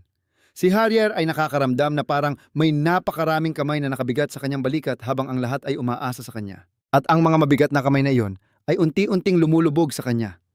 Alam ko lamang na bumagsak, paulit-ulit sa kawalang pag-asa. Nang marinig ito ni Moran, nag-atubiling nagtanong, "Kaya tumakas ka?" Si Harrier ay nakayuko at hindi itinanggi ang kanyang kahinaan, kahit na dito ay mas madali kaysa doon. Habang nagsasalita siya, piniga niya ang kanyang leeg. Walang guro at walang mga bilanggo na tumitingin sa akin ng may pagkainis. Isang mandirigma na napakaaba, na laging lasing. Tama, ito ang limitasyon ng aking pagkatao. Ngunit isang pahayag mula kay Moran ang nagbigay sa kanya ng gulat na tumayo. Ito ba talaga ang anyo na nais mo? Umupo si Harrier. Sa lupa, hinawakan ang kanyang ulo sa kawalang pag-asa. Hindi ko rin alam. Ang kanyang mga mata ay puno ng pagkalito. Hindi siya makatingin ng tuwid sa mga mata ni Moran. Umaasang sa loob ng 2 taon, ang nayon ng mga adventurer ay makakapasok sa isang magandang hapon ng paglubog ng araw. Isang tao ang humawak sa kalasag at nagsalita. "Kaya't wala tayong magagawa." Isinuot ni Harrier ang kalasag sa kanyang likod. "Tara na, Moran." Siya rin ay tumagilid at sumagot. "Oo, tara na." Ang kanyang mga mata ay patuloy na nakatingin sa kanya. Kahit na hindi na ito katulad ng dati, ngunit si Harrier ay naging mas maliwanag na. Sa nakaraang 2 taon, ako ay nandyan at umaasang ang panahon ay gagaling sa kanya. Hindi na siya nagbanggit tungkol sa tribo. Sa puntong ito, nagsimula nang bumaba si Harrier sa hagdang bato. Mauuna na ako. Si Moran ay tumawa at nagsalita. "Alam ko na tanga. Ang kanyang mga mata ay nakatingin sa bagay na nakasabit sa kanyang likod, ngunit ang katotohanan na ginagamit pa rin niya ang kalasag na iyon ay patunay na sa kanyang puso ay may natitirang alaala sa tribo at si Harrier ay maaari pang magbago. Nang maisip ito, biglang umugong ang bahay. Ano, tulindol ba? Doon din nila nakilala si Belira. May nangyayari ba? Yung tao na may buto ng bunggulang, kung sakaling maabot ang liko na iyon. Bumalik sa kasalukuyan mahinang bulong ni Muran. Noong una, isa lang itong simpleng pahiwatig. Pero nang kasama kita, naaalala ko ang Harrier ng nakaraan. Namula siya at ngumiti, iniyuko ang ulo at tumingin sa kanya. Ang kakayahan ni Harrier ay hindi katulad ng isang mandirigma na may kalasag kundi mas katulad mo. Ako rin ay may utak ng isang atleta, kaya hindi ko alam kung paano ito ipahayag. Sabay niyang pinahid ang alikabok gamit ang kanyang mga kamay. Sinasabi mo lang yon, pero sinabi mo, natatanggapin mo akong disipulo, di ba? Tumayo si Muran at lumingon kay Belira. Si Harrier ay talagang may kakayahan, may talento at lakas, pero nagkataon lang na nakatagpo siya ng hindi angkop na guro kaya siya ay natigil. Nang sabihin niya ito, medyo nag-isip siya habang nakatingin sa langit. Ang kailangan niya ay tila alam ni Belira ang balak ng kanyang mga salita. Naiintindihan ko na. Isang bagay lamang ang kinakailangan. Agad na kumatok ang pinto ng silid ni Harrier. Sino yon? Ang tao sa labas ay hindi sumagot at diretsong sinira ang pader ng pinto. Nagulat si Harrier at umatras sa kama. Ano to? Samantala iniisip pa rin ni Belira na ang kailangan niya ngayon ay ang pusong nakasara. Kailangan lang niya ng guro na makakapagwasak sa pader sa kanyang puso. Idinikit ni Belira ang kanyang mga mata sa butas at sumigaw. Tara na mag-ensayo na tayo. Pagkatapos ay pumasok siya sa silid at hinila si Le palabas. Tara na, huwag nang magpanggap, bilisan mo. Si Benlira ay lumingon at kumindat. Alam kong isang araw ay sapat na. Alam kong sa ikalawang araw malalaman ng kaaway. Kaya huwag mangarap na makakapagpahinga hanggang sa mamatay. Nang marinig ito ni Harrier, nagduda siya sa buhay. Bakit mo ako pinapalayas na parang mamamatay tao? Bahagyang nakakunot ang kanyang noo habang nagtatanong. Bakit ganito? Narinig mo na ba ang malungkot kong kwento? Walang awa na pinukpok ni Belira ang kanyang ulo. Diyos ko, ang ingay. Pagkatapos ay bahagyang nakakunot ang kanyang noo at tumingin kay Muran. Paano niya nalaman na narinig ko ang kanyang nakaraan? Siya ay ngumiti at sumagot dahil si Harrier ay napakasensitibo. Gayunpaman hindi ito pinansin ni Belira. Itinuro niya ang kanyang sarili at tiniyak, "Huwag kang mag-alala, hindi ko balak magturo ng mga biro." Ang kanyang mga mata ay kumikislap habang nakatingin kay Harrier. Nagsisimula na akong maging interesado sa tanga na ito. Samantalang siya ay nakatanggap ng isang suntok, nagsimula siyang magsalita ng mga walang kabuluhan. Nakita ni Muran ang eksenang ito at namula tumawa ng masaya ang pagiging tanga na ito ay talagang kaakit-akit. Nang makita siyang tumatawa, nagtataka si Belira. Si Harrier naman ay nakahiga na. Ngunit patuloy pa rin sa pagsasalita ng mga walang kabuluhan. Pagkalipas ng ilang sandali sa labas ng langit, isang manipis na ulap ng puting usok ang lumutang isang tao na may tungkod ay biglang huminto. Ang tunog ng paghinga na may halong matinding pagmumura ay umabot sa kanyang tainga. Walang hiya si Raulo. Ang taong iyon ay naglalakad sa nayon habang nag-iisa siyang nagmumurmur. Marenas Base. Davis Adre Daikon para kay Angelo. Pasensya na, pasensya na. Ang taong iyon ay nababasa ng pawis at may takot sa kanyang tinig. Ganito, hindi ako makakabalik sa Valhalla. Tumingin siya sa mga asong ulol na nagngangalit sa kanyang harapan. Ako na lang ang natitirang buhay. Lahat sila ay pinatay na. Naalala niya ang malamig na tingin na puno ng galit ng lider ng mga lobo at napamura. Ang mga asong ulol ng imperyo ay papalapit na.